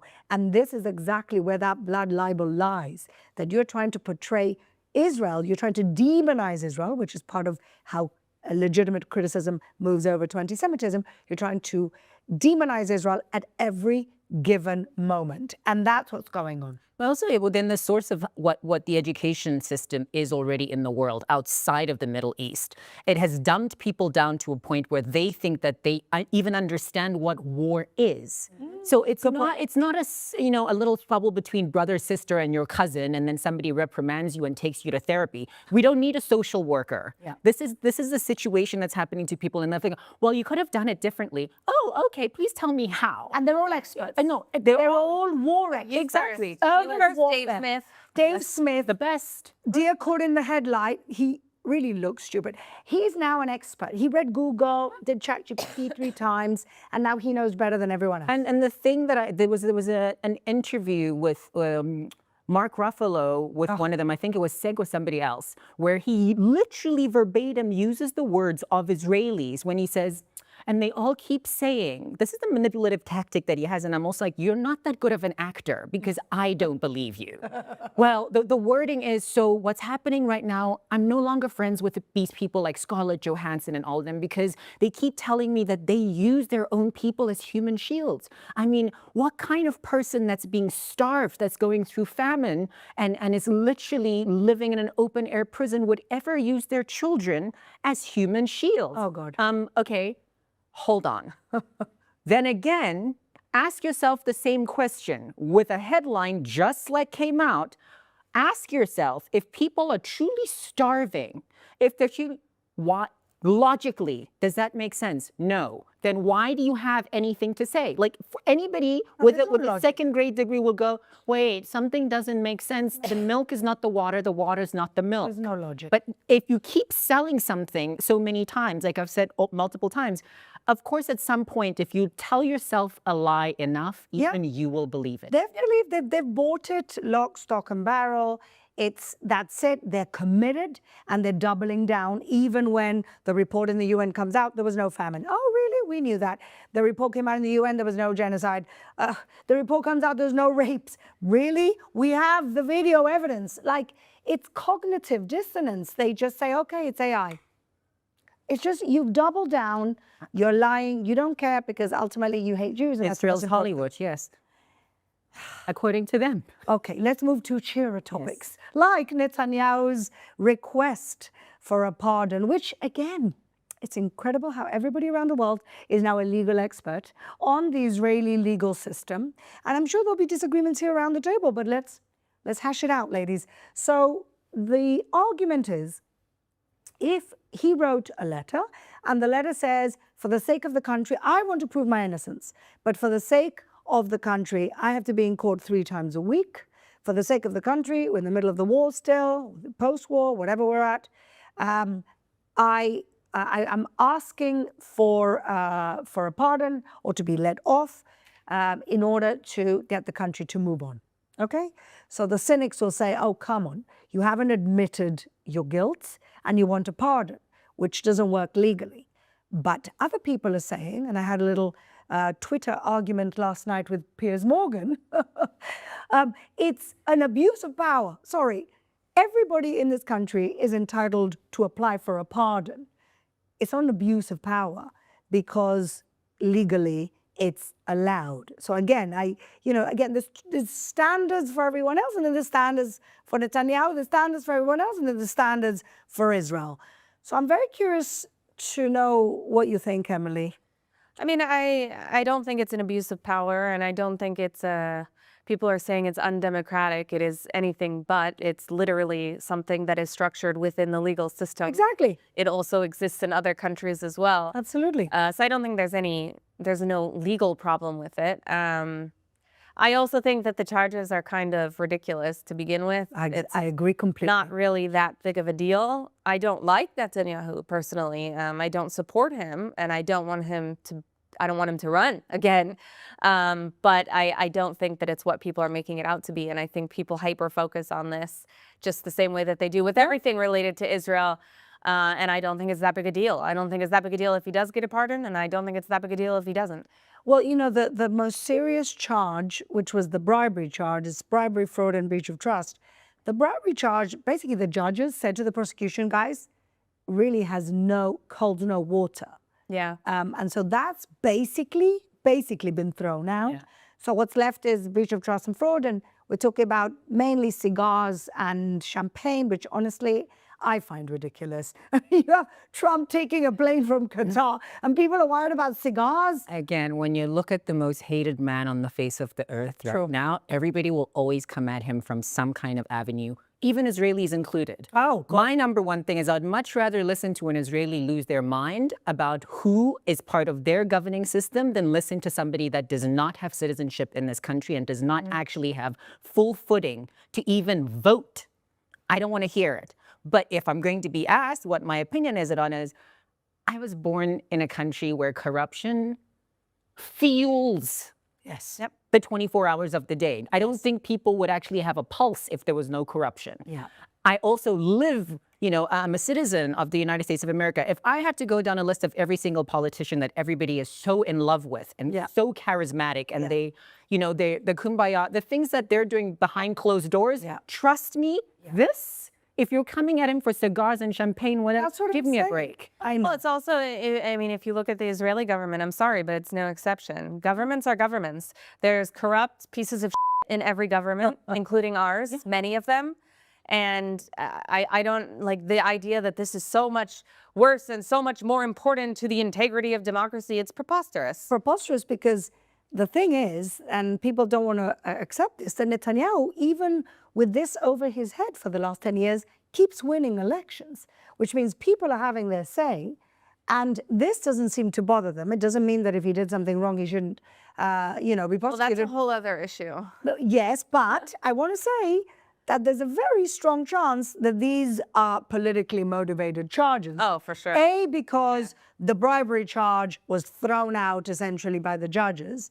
B, because, like you're saying, you come from a country where there's real corruption. This seems like they're clutching at straws. And we know that the prosecution is very, very politicized. We've seen it with other people who've been absolutely vindicated after a while. I mean, look at Sarkozy. Great. He went in, you're guilty. He walked into the prison. A few days later, he walked out. He was just jogging 2 days ago. So, like, seriously, what's going on? You can lose your mind as much as possible, but at some point, politics is a very dirty game. Yep. And if you're going to have some kind of skin in it, you have to be able to play dirty. The only thing is that no one should ever find out. If we want to call a spade, no one should ever find out what you're actually doing. And you have to make sure that you've got people around you to help you keep your hands clean. And unfortunately, Israel, the size of New Jersey. If we're talking about a country with, 50 states or somewhat, I honestly, I'm not coming to his defense. I'm just saying he seems to be the number one leader who's under a microscope. Yeah. When you have somebody like Putin that's still blowing up Ukrainians on a daily basis, and somehow we're going to put this one on the back burner. We have to focus on Israel. Yes, 20,000 children missing in Ukraine. Yeah. 20,000 children missing, 20,000. And nothing to see here. That war has nothing to do with the rest of humanity. And this hyper-focus, again, I think Netanyahu is just taken as the bogeyman representing Israel, representing the Jew, and representing the Jew that nobody wants to see, which is the empowered, strong Jew who doesn't apologize for his own existence. And I think that, I have a lot of things that I could say about Netanyahu. I think that we as a government have completely failed in the communications war. They don't take it seriously. They're arrogant. There's many things I could say, but at the same time, I can also say that, what's interesting is that he's made the request for a pardon. Everybody's going nuts. I mean, Israelis have been writing horrible things to me on Twitter since I came out and just saying it is legal. What did I say? It's not an abuse of power. That's what I said. And Israelis are like coming at me, calling me the worst names in Hebrew. I don't care. Bring it on. But the point is that ultimately what I think is going to happen is that President Herzog, will come back and say, we will consider your pardon if you do A, B, and C. Yeah. He'll get legal advice. The legal advice will say, this is my prediction, the legal advice would say, well, he has to confess before he gets pardoned. So I think what Herzog wants to do is throw this back into the ball in the court of Netanyahu and say, yes, I can pardon you if you do A, B, and C. I think that's where it's going. I don't think there's anything else that's going to happen, and this is going to be a football for a while. Might not even get. We might have an election with this football going through. I don't know.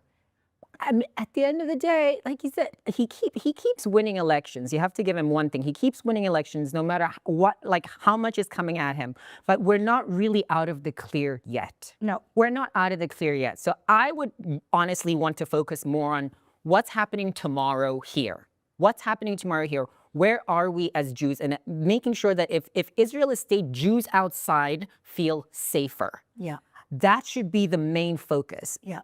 You could be in New York, even when Trump was here, yeah. when the signing was happening, and then he was here, and then he had to go to Egypt. He said it as a joke. I would really want you, President Herzog. I'm not sure it was a joke. I think that the whole thing was probably orchestrated by Netanyahu. But you know what? If he can get the American president to lobby on his behalf, I don't know. Especially during a victory lap. Why not? Well, exactly. Especially during Emily? I don't know that I would call that a victory lap. And also part of the reason we're in the situation that we're in today in terms of security is Netanyahu's responsibility. And I don't mean that he did it, because he certainly did not. But he was a leader more than anyone else during all of this time period. The last 10 years? And he bears more responsibility than anyone else as a leader. And that is one of the many reasons that I have a problem with him being the leader. And I think he needs to go. It's not a left-right issue. It's not because I think he's a criminal or corrupt or any of those things. It's because I think he hasn't done his job. And I think that the electorate is not paying attention, and we don't have a highly educated electorate that is looking at these things critically. It's kind of a cult of personality, and it has been for many years. And come on, which electorate is honestly the electorate that votes for sophisticated? Which electorate around the world is a clever, sophisticated electorate? Scandinavian. Really? They're much higher. Well, they're going to get swollen up very soon. But that's because of the immigration policy. By which is also Islamism. tied to EU immigration policy. True. Moving swiftly on to the Muslim Brotherhood, and we got very excited last week because it was announced that Trump had asked Marco Rubio to start prescribing the Muslim Brotherhood or parts of it as a terrorist organization, terrorist group in America, which hasn't happened before. But then we had some caveats. Not in Qatar, was it? Not in Turkey, really the mecca of the Muslim Brotherhood. Qatar, Turkey, and Syria, which basically takes the responsibility away from these leaders, at least two of them, who are currently fueling the hatred, the Muslim Brotherhood hatred and philosophy. So what do we think about that? There's two arguments. So first we have the argument that terror designation can be very hard legally to enforce. Yeah. And so the argument of the State Department and the administration is that if they focus only on ones they know they can implement, it's a lower bar. Yeah. And once it's passed, once it's approved, then they can go after the individuals that are associated with those chapters in any capacity, which does, of course, include those in Turkey, those in Syria, and those in Qatar. Right. That's a legitimate argument. Okay. I don't accept it. I think that it makes much more sense to ban altogether the Muslim Brotherhood as an organization and as an international And then argue entity. later. You mean the onus should be on them trying to get themselves out of it rather than... Right. Yeah. Right. And, I don't know all of the legal loopholes and justifications. It could be that I'm incorrect on this, but, if all of these other countries can do it, which they have, I'm not sure why. Like, why can you ban Hamas, but you can't ban Muslim Brotherhood altogether? Yeah. It doesn't make sense. And it also adds more fuel to the argument that the Muslim Brotherhood somehow has a legitimate entity. It's like when Europe did a differentiation between Hezbollah's political wing and Hezbollah's military wing. There's no such thing as that. It's a terrorist organization, and it's the same with the Muslim Brotherhood. And it's the same with Iran and the IRGC. Correct. It's all coming from the same place. Unfortunately, we're not going to solve all those issues here today, but what we can do is bring you the very popular Scumbag of the Week. And now, Scumbag of the Week, and we're joined by our co-host, Shoshana Keats-Jaskol, who just couldn't miss this part of the show this week. Sure. But let's start with Emily. Emily, who's your scumbag this week? After that, I'm excited to hear Shoshana's scumbag. No, my scumbag this week is the new Qatari influencers, the conservative, American conservatives who joined the allegedly Qatar-sponsored delegation of influencers from the United States. Apparently, they were intentionally targeting people who had been to Israel. They also invited a few members of the LGBT community to take part in this delegation to Qatar to learn about how wonderful Qatar and the Muslim Brotherhood are. It's awful and disgusting, and I can't believe that these people have... There's a few of them. We don't know all their names yet. I know Rob Smith was one of them. Claire Sinclair was one of them. Emily Wilson, who also goes by Emily Saves America, was one of them. Sounds like she's saving Qatar, not America. Yes, like Tucker. But exactly. So this is definitely a concerning trend. It's not something new, but we see that Qatar is continuously moving into these spaces, trying to buy people off. There was even a video clip that was released this week of one of their officials saying, we have many foreign journalists on our payroll. Yes, no we know. Kidding. We know. It's very obvious who they are. Yes, so they're my scumbags of the week. And I do want to add one more differentiation because I saw that this Emily was saying, well, no one complained this much when I went on a trip to Israel. Yeah, because Israel's an ally of the United States. Mm-hmm. Israel's a democratic country. Exactly. Israel is not a country that is actively trying to undermine Western civilization and to promote a terrorist organization, or in this case, many of them, through the Muslim Brotherhood Islamist ideology. So it's not at all the same thing. It is an enemy of the United States and all of Western civilization, and anyone who's taking part in it is a part of the problem, period. Absolutely. Here. Weekends ago with fashion industry all flocking Doha for 3 days. Why, there was a fashion three show? different events that had nothing to do with fashion, and Anna Wintour was there. Of course she was, because somebody flew her in a private jet. That's really all it takes. Pathetic, but here we go. Here we have it. Shoshana. Speaking of visiting Israel, Okay. I hate this guy so much, and I Okay. feel like I've said this before on the show. Peter Bainhart is my scumbag of the week, perhaps decade. Yeah. I can't stand you. I can't stand you. You've already blocked me on X, but I have a few accounts, so it's all good. What did you do? You come to Israel. Yeah. You speak at Tel Aviv University, and then you apologize for the people who you thought were your allies because they turned on you, because of course you can't come to Israel, Peter. That is a no-no when you are part of BDS. Did you not know that? And your apology is so sad that I weep for you. I weep for the weak Jew that you are. Yeah. By speaking earlier this week at Tel Aviv University, I made a serious mistake. In the past, when formulating my video, I can't even read it. It's vomit. It's disgusting. You want to go, you can read it online. It is so annoying and disgusting. And then what do we find out afterwards? Tel Aviv University made a statement. He was invited to speak about America and Trump and democracy, not the genocide that you say we did and the Nakba and all the things that you threw at an Israeli audience. And my one line for you is what I put on X that you won't see because you blocked me. It's Tatala. Ain't no Israelis buying what you're selling. Bye-bye. It's not just Israelis. Nobody else seems to be But buying. he was here. When you bend yourself into a pretzel to satisfy the people who hate you for who you are, this is what's going to happen. They didn't give you 1 inch of the benefit of the doubt that you came here to argue on their behalf, which you did. And now you're groveling like an abused spouse, which is what all these self-haters are. They're abused spouses. Nauseating. It's nauseating. He's in a cult. Exactly. It's totally a cult. He's in a cult. I always wonder, at what point does anybody go, ooh, maybe I was Maybe I was like, wrong. at what point? At what point? If it happens at all. Or do they die like this? Or do you think at some point when they're like 80, they'll go, I spent my whole life turning against my own people, and who thanked me for it? Well, not the people that hated my people. I don't know. I for me, it's this whole self-hating Jew is a fascinating psychological phenomenon. I agree.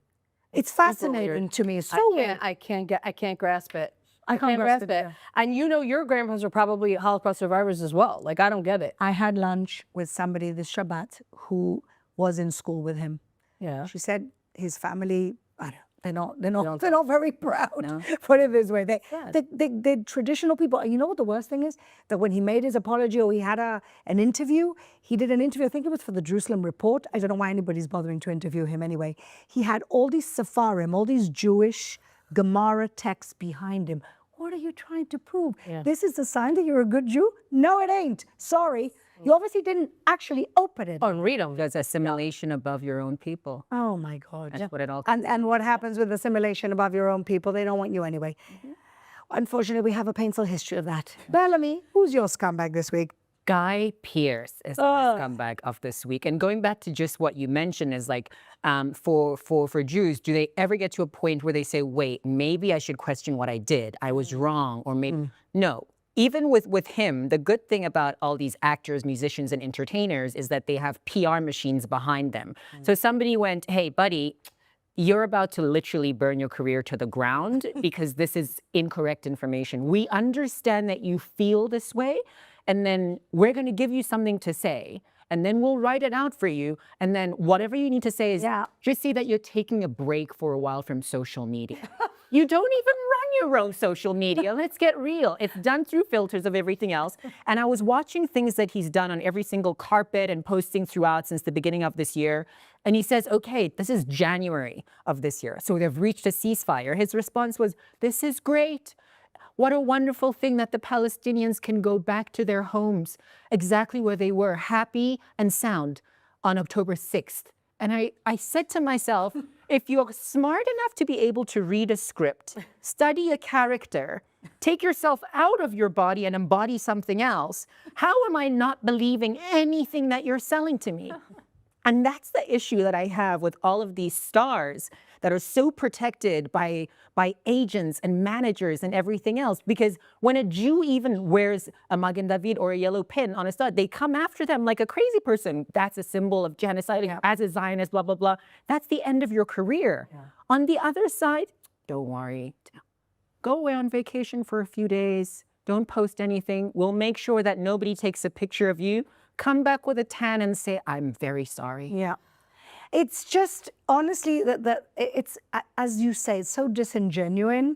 Like, basically what the guy was doing was sharing ultra far right tweets. Yeah. Like, this is supposed to be the liberal lefty Hollywood guy. He's sharing the worst hatred of Jews on his thing.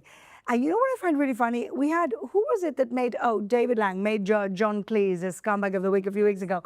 And now he then did another little apology tour. And now, if you watch his tweets, are like, is this true? Now, every single tweet, he's asking the audience of haters, am I getting this right? Like, man, you should be taking. He's old enough. Yeah, you're old enough. And nobody wants you to come here and do your show anymore. So anyway, so my scumbag of the week is this Timu Bobby villain called George Abarioni, who was the head of the Oxford Union and who callously and disgustingly celebrated Charlie Kirk's murder. And the worst thing is that he knew and met Charlie Kirk because Charlie Kirk went to Oxford Union to do a debate against students, and this guy faced him on the table. So he met him. He saw him as a human being, not just something on a screen. And when he finds out that Charlie Kirk gets murdered in front of his family in the most terrible way that happened, what is his reaction? Oh, great, Charlie Kirk was murdered, let's go. That's the tweet he put out.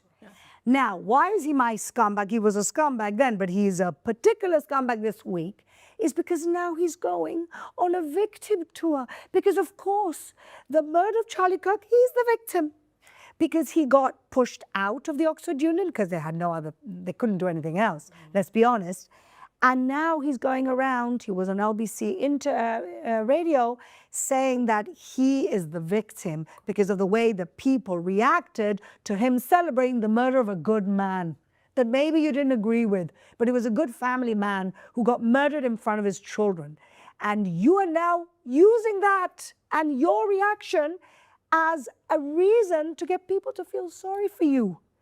And it's just, and people are feeling sorry for him. That's the worst. A lot of people are not. A lot of people are saying, who the hell are you? I don't even know how he got into Oxford, honestly, because it's clowns letting clowns in. And that's, the lunatics have taken over the asylum, and that's the problem with the Oxford Union. But the fact that now he's the one going around making himself the victim of Charlie Kirk's murder, which he celebrated, you are really a piece of work and a scumbag, narcissist, and everything in between. Yeah. George Abarioni, you're the scumbag of the week. Okay, and now to cleanse ourselves with some good vibes for the week, to give us strength, to keep going for another week, we have Heroes of the Week. So, Bellamy, let's start with you. Who's your hero this week? My hero this week is Sammy Steigman, who is from Birkenau. He's an Holocaust survivor. And while I was in New York, I went to the Soroka Gala to help rebuild and raise money for them. And he was one of the heroes of truth that the photographer Limor Garfunkel had done portraits of a lot of advocates, so that they had a different angle, and they were showing all the people that have been speaking out since October 7th and even before. And he's just somebody that I had met before, but I had the pleasure of going and sitting at a gala because I really do hate galas. I've said it before, write the check, get on with it. Yeah, get on with it. But I sat next to this incredible human being who was filled with so much life and so much pride. He's not religious, whatever. He doesn't care. He was too busy flirting with people at the table, whatever. But there was just this air and this energy and this fire and the strength of a man that said, no matter what happens to me, losing my family, no matter what happens even now with Mamdani or anything else, we're in one room, we exist, look around. That was his message, look around, we exist. You coming from where I come from, you're sitting next to somebody that survived the Holocaust. So the conversation that we should be having right now is, hey, let's make a toast. We should be cheering each other on. We should be celebrating. We should be coming back to the joy and the light that is the core and the underbelly of who we are as one body of a Jewish people and of Am Israel. Like, that is why he's my hero of the week. And how incredible that as a kid growing up in South Africa, I was able to meet Holocaust survivors when they were coming and teaching us about this. And I got out of this being indoctrinated by these demonic people that call themselves human rights, champions. And I got to sit next to him, not in a photo shoot, not in a dinner at someone's house, whatever, and have a conversation and laugh. That is something that I took away with myself, and I'm holding him with me wherever I go now. Beautiful. If one thing has kept me going throughout this whole thing has been Holocaust survivors, because the way I see it is, if they went through the worst, I mean, what we went through is like a day in Auschwitz, let's be honest, a day or 2 days.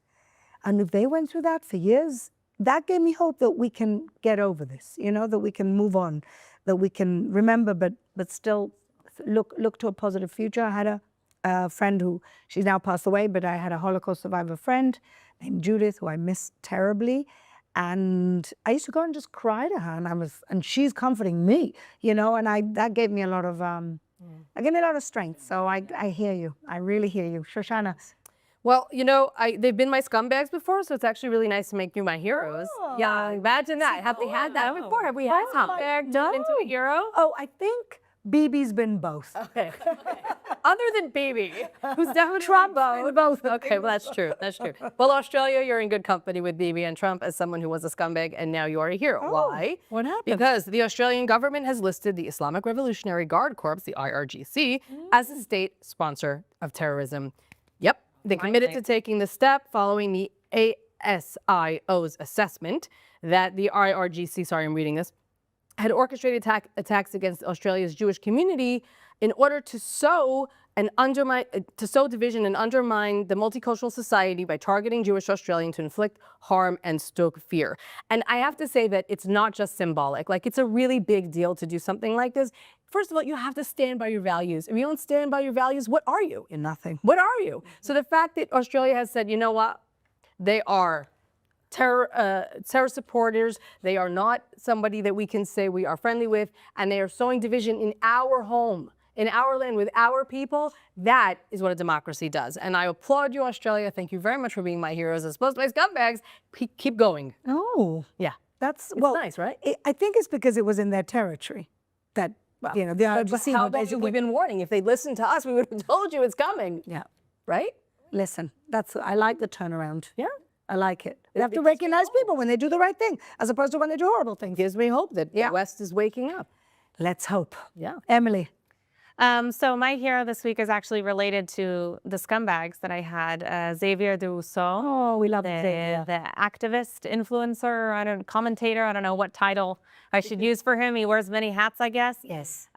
He's a hoot. Love him. He is. But he apparently was also invited to go on this Qatari influencer tour, to which he replied he would like some answers to the questions as to why they're investing $7 billion into the education system to undermine American values. And somehow that got him uninvited from the trip. Oh, I wonder why. Yeah, I wonder why. It's almost like they're not a democratic country that accepts criticism of their government. Or who would have thought? Or a question. So anyway, he's my hero for not only saying no, but for making this public and calling them out on exactly what they're doing, which is indeed, as I mentioned in my scumbags, undermining Western civilization. So kol hakavod to you, my hero of the week. Xavier's a very worthy hero. He's been here a few times. He's been on the show. Yeah. And we love him. And I'm glad that he stood by his principles because, forget it. What people don't seem to understand is put Israel aside for a second. This is against America. That's what they're doing. They're trying to undermine your country. We're just the canary in the coal mine. We're just the first on their big leg of turning the whole world into what they are. So good for Xavier for standing through by his principles. Important. Okay, my hero is kind of different than what I normally do, which is normally a country or a politician. It's a sportsman called Ahava, what a great name, Ahava Gordon. Now, I'm really not a fan or a follower of MMA, which is this mixed martial arts thing, but this kid popped into my feed and I can't stop watching him because he's this really confident 19-year-old. I think he's like a mix of half Thai and half this or that. He's Israeli, but so he's a very confident, very successful MMA fighter, very young. But what I love about him is that he wears his Judaism right up in front. He wears a kippah when he's not fighting. And he goes up on stage, he says the Shema, he pulls out his flag, look at this, and then he goes and says, I'm going to beat you. And he said to this guy who was like the champion, he said, I'm not going to beat you in the first round because I want to give people a show. I want to beat you in the second round. And he did. And people, even Israelis, were going, he's so arrogant. Maybe, you know, pipe down, be a little bit more modest. But he did exactly what he said he was going to do. But to me, he's a hero because when he went out there with his Israeli flag, of course, as you can imagine, people were booing him because of the Israeli flag. And he doesn't care. He goes out with his flag, his kippah, and he's like, I'm a hero from Israel. And anyway, go and look him up. Ahavat Golden Boy calls himself Gordon. Love the confidence, and I love the pride in your Jewish heritage. So thank you very much. And ladies, with that, we finish another week, and we pray that the 2 hostages that are left, fallen heroes that are left, come back to their families. We're not going to listen to Qatar when they say, oh, maybe Israel should just forget about that and move on to the second stage. No, you signed the deal. You brokered the deal to bring them all home, and we're not going to stop until they all come home. So thank you for watching, and see you next week.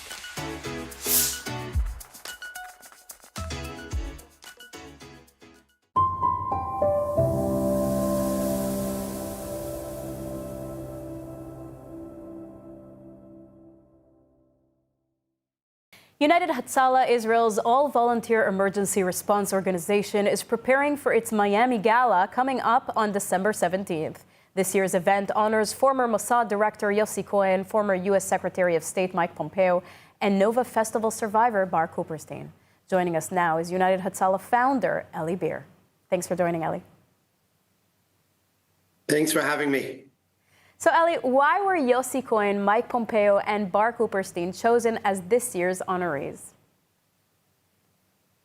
Well, we have a few more honorees, but they are one segment of hero honorees, people who devoted their life to protect others. And I'll explain. Yossi Cohen, we all remember one of the things he did. We all remember the pager operation that was started years before it actually happened. It actually started in the days. It started in the days that Yossi Cohen was the head of the Mossad. Yossi Cohen devoted his life for the security of Israel. Many of the things that he did is never going to be exposed. And one day we'll hear about them. Maybe in the future, maybe very soon, we'll hear of them in different parts of the world. He protected not only Israel, he protected Jewish communities around the world. Yes, Jewish communities in Australia, in Brazil, in Mexico. And Mike Pompeo, who I love and I'm friendly with many years, him and his wife Susan are real lovers of Israel. You know, the essence of Judaism is recognizing the good, hakarat hatov. Mike Pompeo did so much, of course, for America, but he did so much for Israel. He put his life for many, many years as the head of the CIA, the head of the State Department, put his life to make sure that also Israel is protected. Not only the United States is protected. It's still on the top of his mind. So I think recognizing these 2 heroes, Yossi Cohen and Mike Pompeo, who worked together, by the way, best friends for many, many years, and they still are best friends, together with a young boy, Bar Cooperstein. Who was a former hostage.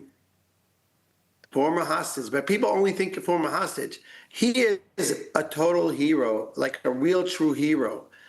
On October 7th, he was there to protect people. He was there as a security guard. He was there as an EMT. His father, who I know for many years, Tala, was a volunteer of United Hatzalah. And 5 years ago, he was driving an ambucycle to save a 4-year-old child who was not breathing. And while he was driving to save this little girl who was not breathing, running to save her life, someone crashed into his ambucycle, the United Hatzalah ambucycle, and he was left paralyzed for the rest of his life. He cannot walk, he cannot talk. Wow. And the day of October 7th, when his son was actually in the Nova Festival saving lives, he did not run away. He stayed there. He was protecting people. He rescued people. He hit people.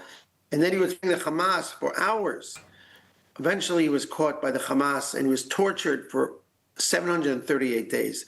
So he, together with his two other heroes, are going to be honored in our gala. And I think it's going to be incredible, Hakarat HaTov, recognizing the good to all three of them. Now, you're launching a major mass casualty incident training campaign. Why now, and what are the goals of this campaign? Well, if you think about what Bar Cooperstein actually did on October 7th in the Nova Festival, he had to decide. He was one of the only EMTs there. He had to decide between hundreds of people. Who do you treat first? Who do you treat? The one who's yelling the most, or the one who has the most blood, the one who's not yelling, the one who's unconscious? We as EMTs, as paramedics, and even doctors, we need training for triage. God forbid another event like this happens, or it could be a natural disaster. It could be an earthquake. It could be a lot of different fires or many other things where people injured. We had the Meron tragedy. All these terrible incidents, you need to have training for the volunteers. We took upon ourselves that 2026 will be the year of training for mass casualty incidents. Every volunteer of ours should know what to do when he has 100 injured people in front of him. And he should know, or she should know, that who you run first, not the one who's yelling first, not the one who's that. You should know what to do. It's a very complex training. And it's not only theory, it's also actually giving them the feeling. We're going to put them in places where they have people screaming and yelling and smell of flesh and fire and noises of bombs.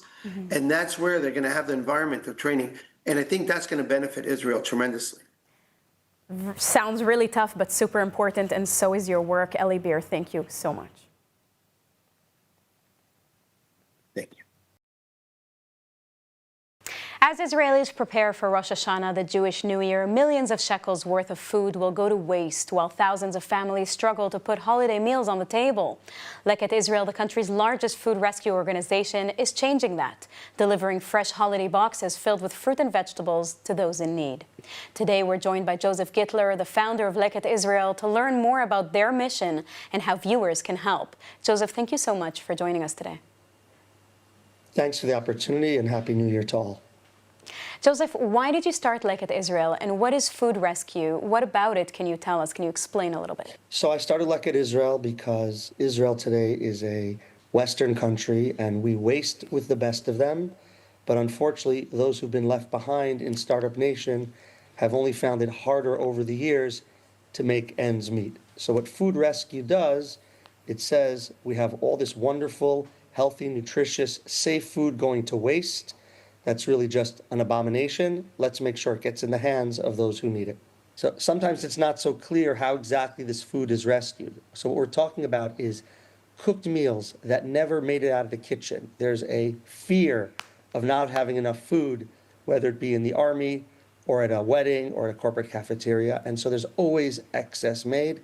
That's where Leket comes into the story. The same goes for produce. As a society, things happen, so farmers need to produce more than perhaps society needs.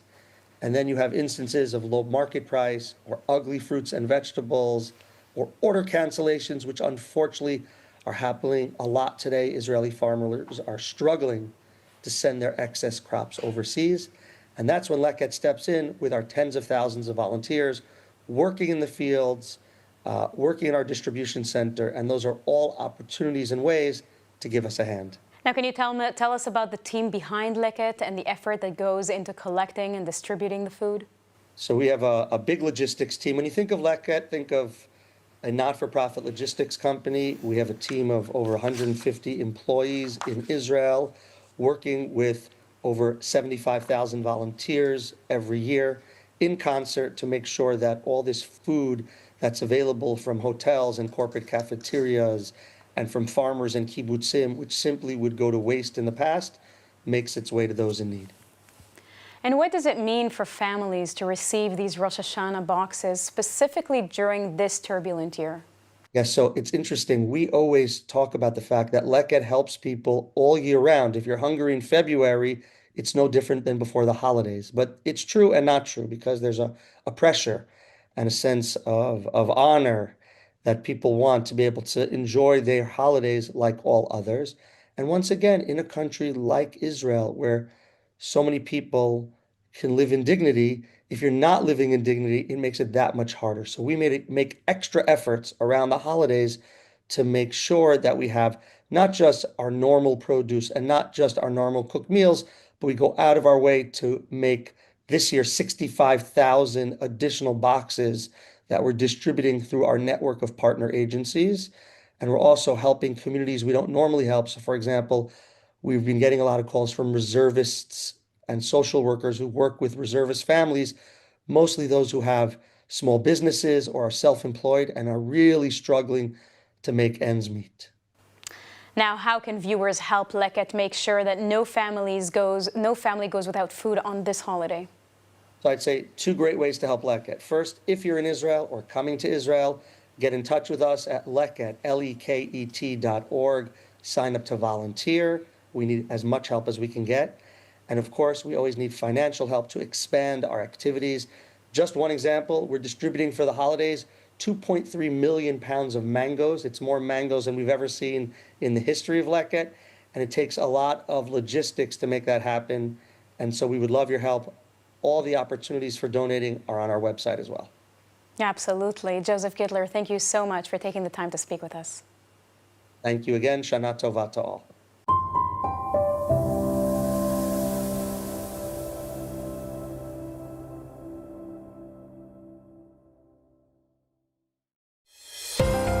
Israel's only English news channel, bringing you the headlines that matter every hour, straight from the center of where it's all unfolding.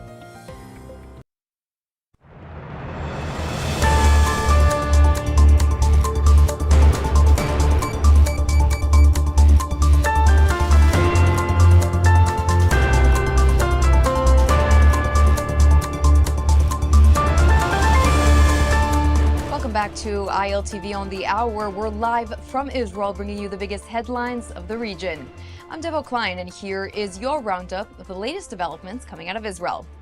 The Islamic Jihad have transferred what they claim is the body of a slain hostage to the Red Cross. Hamas claims the body was discovered during searches in northern Gaza, and the Red Cross is already transferring the body to Israel. But without forensic testing, there is no guarantee that the remains belong to that of Israeli hostage Master Sergeant Rankvili or Thai national Suthisak Rintalak. This morning, Israel announced that the remains delivered by Hamas yesterday have undergone forensic testing, and examiners discovered that the remains did not belong to either of the remaining two hostages. The families of both have been updated. But despite Hamas's staged efforts to locate hostage bodies, Trump remains adamant to progress his Gaza plan. New details emerging from yesterday's phone call between President Trump and Prime Minister Netanyahu indicate that regional peace is still very much on the agenda for the American president. Trump reportedly pressed Netanyahu to be, quote, a better partner in moving forward on the Gaza agreement. The two discussed the fate of the trapped terrorists in Rafah, but also discussed developments in Syria. After the phone call, Netanyahu's position has reportedly softened.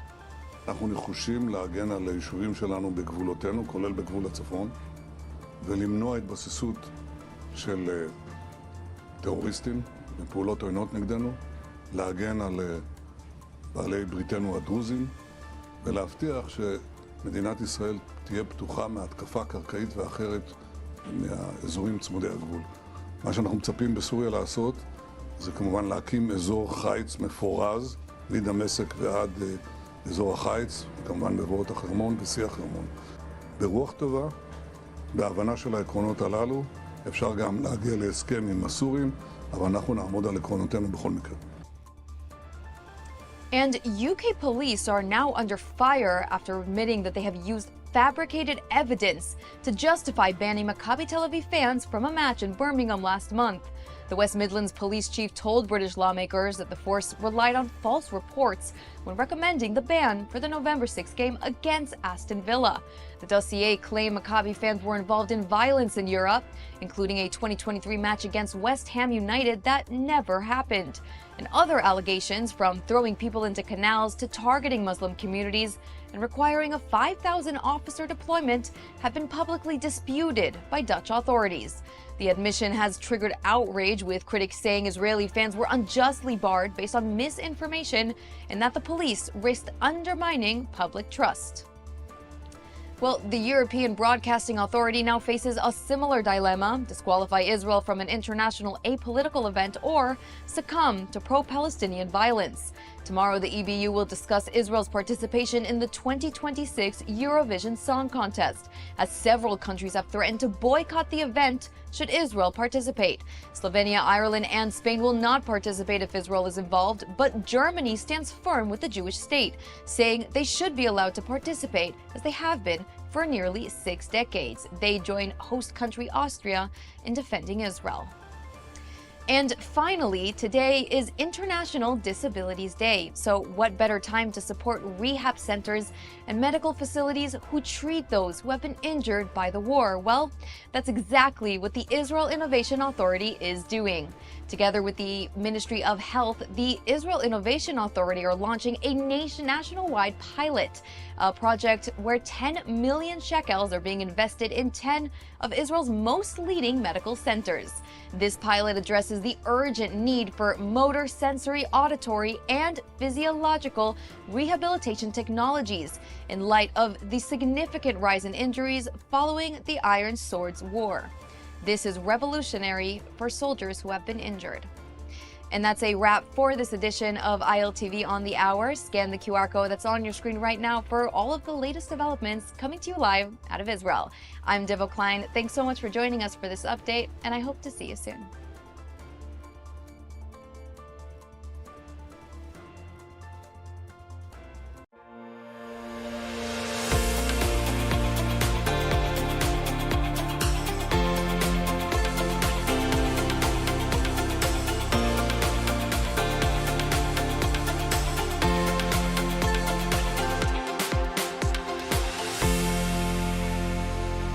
I'm in touch with people in Gaza even today, and they all tell me, what did you do? What is wrong with you? You were so close to help us and to eliminate this horrible enemy, and you just gave up. We need to be clear about the future of Gaza. If we will cooperate with a plan to reconstruct Gaza, while Hamas are still there, it will be a historic victory in the eyes of Hamas.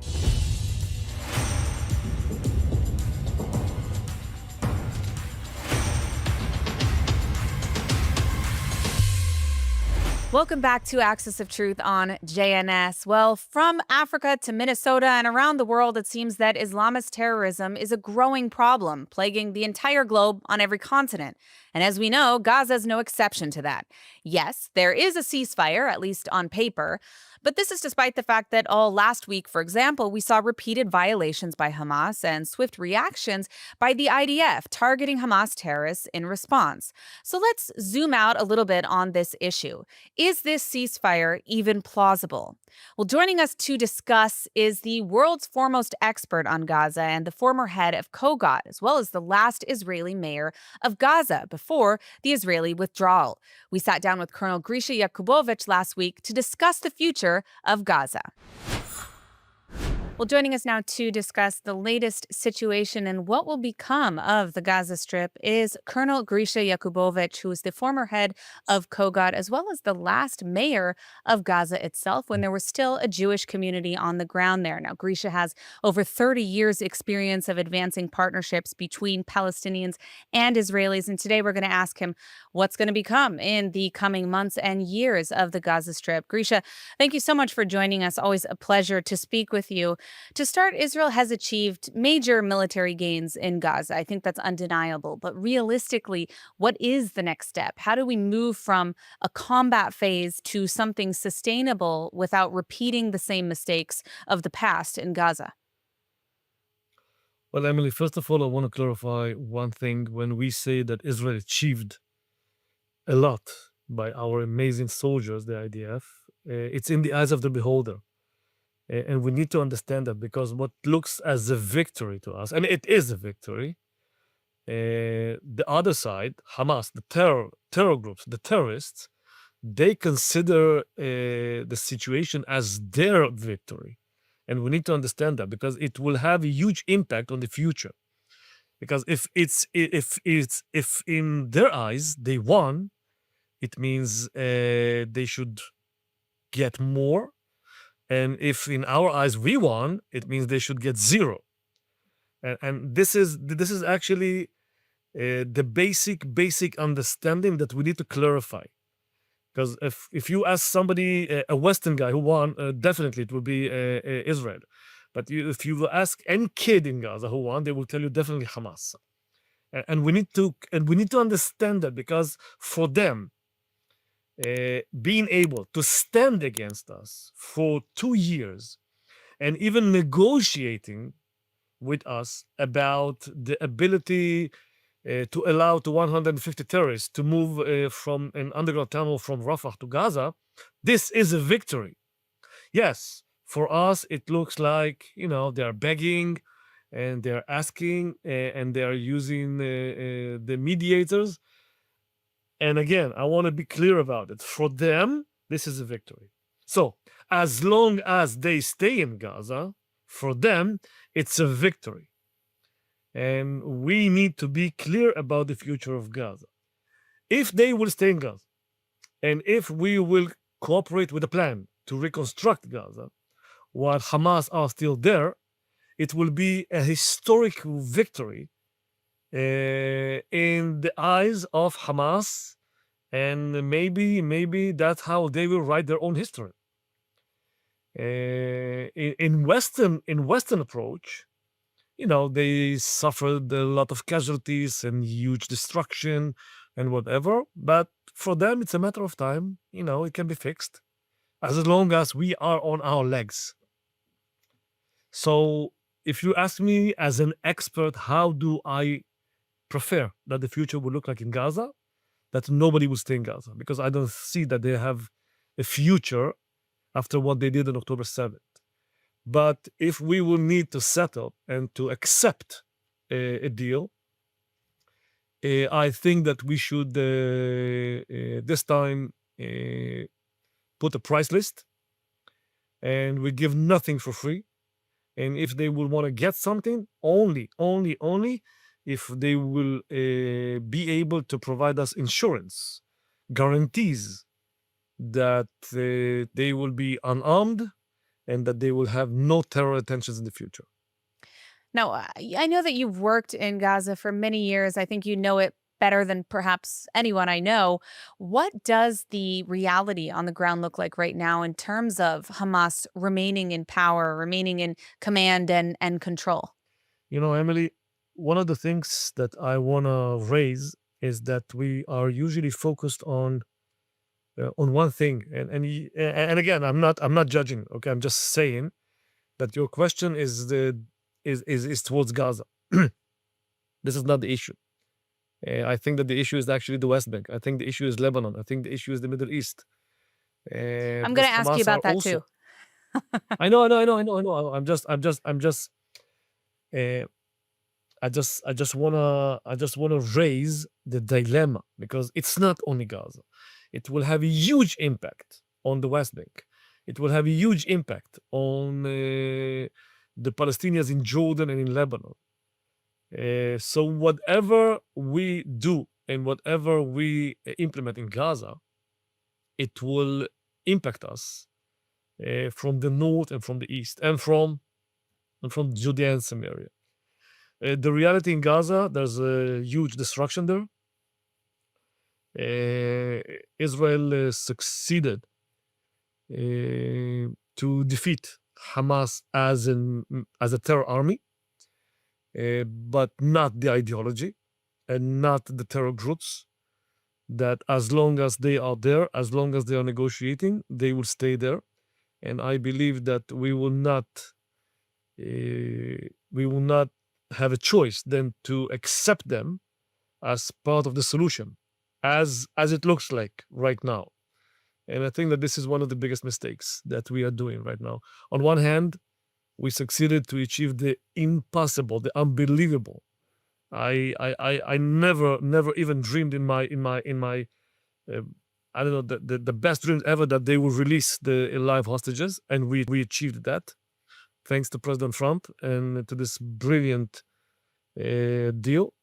But the price is strategically is going to be huge, really huge, and they will have to solve many problems in Gaza: water, electricity, houses, jobs, education, healthcare, etc., etc. It will take time, and as more time it will take, it will be better for us.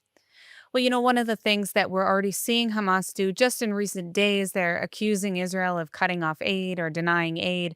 What are you here, despite the ceasefire, what are you hearing on the ground from Gazans, from Palestinians about the situation when it comes to the humanitarian aid? Is this just another round of the PR game that they're playing? Because from Israel's side and even from the U.S., they're confirming that aid is flowing freely. So what are you hearing on this issue? Let me share a phone call I got 2.5 hours ago from a guy that called me and told me, Grisha, please do me a favor. Can you help me? There's a truck of vegetables that I want to send to Gaza. And unfortunately, they asked that I will pay them 70,000 shekels. Just to pay to somebody that he will allow them to enter the truck live. Later I can send you the phone call. You can call him. And I got a phone call yesterday from Gaza from a guy that I used to work with him, and he told me, Grisha, for any truck that you will be able to coordinate and help us to bring to Gaza, vegetables, it will be 70-80 shekels that you will get. If it's clothes, shirts, trousers, whatever, you would be able to get something like 150,000 shekels per a truck. Now I'm asking you, who can pay such money? What is wrong here? What is wrong with us that we continue sending aid to Gaza, or we continue allowing aid to be entered to Gaza, knowing that they tax that, knowing that people are paying black money, illegal money to others, and the only ones who can afford such big, I would say, sums of money is only Hamas. They are the only ones who have the money. And what is going on in there is like Hamas renewed the tax collection. They started with renewing the executions. We saw that a few weeks ago. And then they renewed their, I would say, official police to create an illusion of law and order, but it's a lie. And they demanded that the UN would send the aid because it's simpler to steal from the UN. There are no UN employees there from the United States or from, I don't know, Sweden. They're all locals. So it's like, letting the cat to keep the milk. I don't know if that's the way to say it in English. And it looks like, unfortunately, we are lying to ourselves. And I think that the best example is what is happening in Sudan. Come on, guys. It's like 100 and something thousand Christians were just butchered a few weeks ago, and nobody cares. Nobody complains about the amount of trucks being sent to Sudan. It's like nobody cares. Why? Because they are black people, And when it comes to Gaza, it's like I don't understand what is wrong with all of us. And I see myself as part of the Western world. And I'm asking ourselves, what is wrong with us? This is a terror organization that just executed people a few weeks ago, and we all saw that. And nobody cares. And all we care about is what is the amount of trucks that the people of Gaza got, knowing that Hamas is stealing them, knowing that Hamas is paying the salaries to their own executors as a salary instead of $100, a few bags of flour, so they will be able to sell in the black market. And we all know that. It's like, again, what is wrong with us? Now, you can ask whoever you want, Emily. I have one advantage, that I'm in touch with people in Gaza even today. I'm talking to them. They are calling me. I'm in touch with people from Bet Hanun, from Rimal, from Khan Yunis, and Gazans that left to Egypt. And they all tell me, they all actually told me, what did you do? What is wrong with you? You were so close to help us and to eliminate this horrible enemy, and you just gave up. Well, it's interesting. It's interesting that you say that because it's similar sentiment on the ground inside Iran, actually. Iranians are very frustrated because they felt the taste of freedom, and then we ended up stopping the war. So I am familiar with that. But I think you also brought up something interesting. And in Lebanon is also the same thing, by the way. Yeah. You brought up something interesting about how they are already taxing the people in Gaza. And indeed, we saw reports in recent weeks of them charging a property tax for people whose homes have been destroyed. Like they're taxing literal tents that people are living in. I mean, it's just unbelievable. But I do want to ask you about income. Yeah.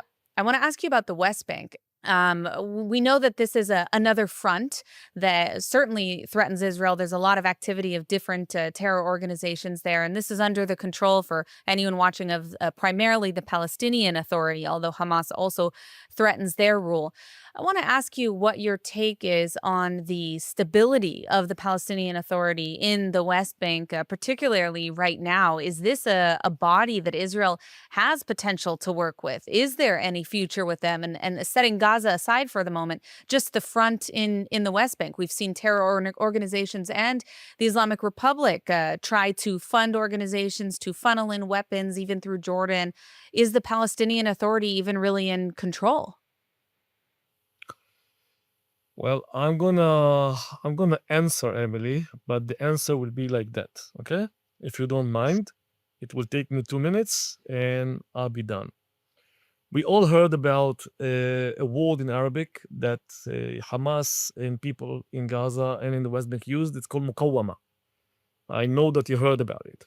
Now, what is muqawwama? Muqawwama, if you translate it to English, it will sound resistance. If you translate it to Hebrew, to what I understand, it will be terror. And what Hamas succeeded to do is they told the people that we chose the path of muqawwama, we chose the path of resistance, and this is the only way that we will be able to achieve our goals, free Palestine from the river to the sea. That's the thing.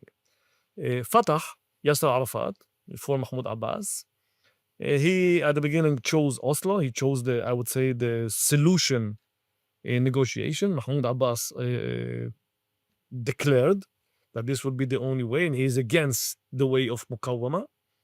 And the people asked him, okay, Mr. Abu Mazen, the president, what did you achieve? You achieved nothing. And what did Hamas achieve? They succeeded to kidnap Israelis. They succeeded to kidnap soldiers. They released prisoners. And actually, in our Western way in negotiating, we played it to the hands of Hamas to show them as the heroes of the Palestinian streets. Simple as it is.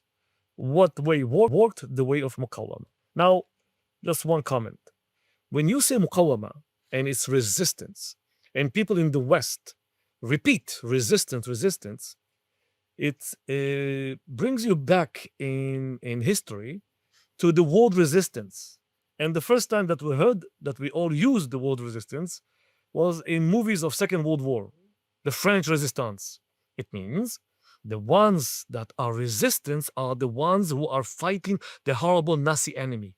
So the subconscious of the West was created for the last 30 years that Hamas is a good thing because they are the resistance. Let's be aware about that. Now, Fatah in the West Bank, the Palestinian Authority, it's all about Mahmoud Abbas. Okay, he's 89 now. Okay, we both agree that eventually he will leave us naturally, or somebody will help him. That's how it works here. And what will be the day after? And we see the events since May 2021 from the fourth round of escalation, Garden of the Walls with Hamas, that we see, I would say, terror, or I would say the third intifada started in May 2021. And we see more and more and more Fatah supporters that are actually terror groups. And this is why Israel entered to another a huge operation in the West Bank to deal with those terror groups. But the moment Mahmoud Abbas dies, I believe that also the dream will die. And people will say, okay, the only way that we believe, that we choose, is the way of muqawama. Because Fatah will also be forced to choose their way, and the way will be muqawama, resistance. So we will see Hamas, Fatah, and Page all adopting the, I would say, the narrative of muqawama. And the outcome of this process will be a Palestinian civil war. And in this Palestinian civil war that we already saw signs in Gaza, by the way, with all those militias, some of them Fatah, some of them others, fighting each other. And we will see that process in the West Bank the moment Mahmoud Abbas leaves us. But then the competition will be between them about muqawama and about who is better. And to judge somebody who is better is who kills more Jews. So the future that I at least see is that Fatah losing power, the PA losing power, they continue losing the power. And I don't see a leader that will be able to move or enter into Mahmoud Abbas' shoes, and he's already weak. And I don't see them avoiding from choosing the narrative of Muqawama. So actually, as for now, okay, as for now, unfortunately, I'm pessimist, and the only thing that I see in the West Bank is the third intifada in high volume, unless we do something right now, and we can. And I would say a battle between the Palestinian fractions about the hegemony in the Palestinian society, or who will lead them. Will it be Hamas, Fatah, Page? And the only way is who will execute, or who will be, I would say, in our understanding, who will be a bigger terrorists, who will have more blood on their hands. Will it be Fatah, Page, or Hamas? And they will celebrate, of course, dancing on our blood. Well, I want to ask you, one of the things that happened in the past 2 years is we saw a lot of other countries, even some countries that were considered to be allies of Israel, recognizing a Palestinian state. What is the impact on the Palestinian Authority, on the terror groups that you mentioned in the coming months and years? What is the impact of this international recognition of a Palestinian state? Is it even possible that could work in Israel's benefit if they're being held to the same standards of a state internationally? Or is it disastrous, as so many Israeli officials have stated and have implied thus far? It's a declaration of typical Westerns who understand nothing about the Middle East, unfortunately. And it's connected exactly to what I told you at the beginning of a victory in the eyes of the beholder. It's like if they led a massacre October 7th and they are fighting us for 2 years, and somebody else declares, I don't know, that he will recognize a Palestinian state, automatically the people will look at who? At Abu Mazen, that they consider him as a thief, as a corrupted leader, or they will look at Hamas and they will say, oh, because of the muqawama that they are holding, because of this death narrative, and because of what they did on October 7th, and this amazing victory of this long 2 years war. This is why the West is forcing Israel to kneel and to accept a Palestinian state. Actually, the West, who understands, unfortunately, those people who understand nothing about the Middle East, are actually pouring content to the victory that Hamas is declaring against the strongest military in the Middle East. Simple. It's simple. And unfortunately, we don't understand. I do understand that. I hope that the other countries of our allies will understand that also. Now, what can Israel do if you could give the Israeli government a plan for the next 6 months? What can Israel do both to deal with the threats in the West Bank, the problems of the Palestinian Authority, the situation in Gaza, and even broader than that, dealing with Lebanon and the head of the snake, the Islamic Republic of Iran? What should Israel be doing in the next few months? First of all, we need to rest. We need to make sure that all the hostages are back home, and we need to heal. We need to make sure that our society, that our nation heals a little bit, reorganize. Number one. Number two, we need to improve our relations with our allies. And I think that our government knows how to do it. Any government, okay? It has nothing to do to the current government or any other government. Number two. Number three, intelligence. We need to be smarter next time, and we need to be way better with our abilities to have better and better intelligence. So next time, when the next rounds will start, we will hit them in the weakest spot, like we did in Lebanon, okay, with the beepers and whatever. And I think we can arrange things if it's in Lebanon, if it's in Iran or other places. And then we need to make sure that this victory of Hamas, in their eyes, will be somehow deleted. And I think that we could do that. It's not late, but we could do that, and we can do that. We need to take the weapons from Hamas. And I want to be clear about it. When I say weapons, it's not the RPGs, it's not the AK-47. It's the people. Because they want only one thing, Hamas. They need people. So they will be able to control them. If you take the people, so you will not give them ammunition as human shields. You will not give them ammunition to blame us with a humanitarian crisis. And you will not give them the ones that will vote for them. So if we understand that, so why not implement a plan that Gazans will not stay in Gaza? And I'm not saying that they will leave Gaza forever. I'm not saying that. I think it was a mistake that those plans were even shown. I said during the war few times, even if the price will be to build temporary cities in Israel, not only Egypt, in Israel, leaving Hamas by themselves in Gaza, they will have one of two options: or to raise the white flag or to die. Simple as it is. And yes, the people of Gaza would be checked, each one of them, one by one. We will make sure that they are not terrorists, and we have the abilities to do that. And we will provide them their needs, by the way, exactly what we are providing right now in Gaza, but in a way better conditions. And less, I would say, less trust that Hamas will steal and sell it in the black market. It will reach the people. So if we really want to help the people of Gaza, let's help them to leave Gaza to temporary towns, neighborhoods, cities, okay? Guaranteeing to them with the mediators that it will be a temporary situation, a temporary solution until we will defeat Hamas in Gaza, or they can leave Gaza, we don't care. And then we will start the reconstruction process in Gaza.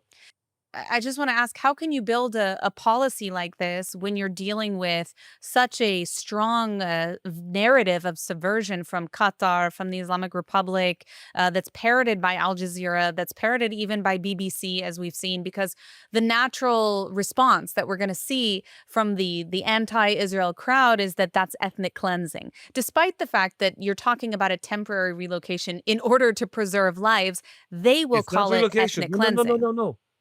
It's not relocation. Don't use that. Don't you use that. It's not relocation. Let's be smart. We don't need to be right. Let's be smart. Let's use the same narrative that they are using. We need to help the people of Gaza. We need to make sure that there will be no humanitarian crisis. We need to help to educate the future generations of the kids of Gaza. We need to support the poor families of Gaza. Let's use the same slogans, the same narrative, the same plan. Okay, let's use the same tool that they are using against us, that it will help and support us. They want to avoid from a crisis. Let's make sure that there will be no crisis. We are only helping the people of Gaza. That's what I'm saying, Emily. We need to be smart. We don't need to be right. And if it's about time that we implement a plan that will be smart and not right. It's not about politics. It's not about the right wing of Israel that we want to build settlements. It's not about that. It's about helping the people of Gaza, the real people of Gaza, that are not terrorists. Just imagine, you asked me earlier, what is the situation in Gaza on the ground? No schools, no water, sewage all over, diseases. We have already kids for the last 2 years that did not study. They already skipped 2 years in education. We need to close the gap. We have a lot to do. And we have many, many, many amazing people all around the world that want to help the Gazans. So let's bring them. So they will help the Gazans in temporary towns in Israel that will be surrounded with fences, that we will make sure that it will be only for Gazans, okay? And meanwhile, we will make sure that Hamas will not be able to kill them in the future. We will make sure that Hamas will not be able to steal taxes from them. We will make sure that Hamas will not execute them in the future. I think you understand the point. Definitely. I mean, I think that's an interesting proposal, but we do have to wrap up here. So, Colonel Grisha Yakubovich, I want to thank you for joining us.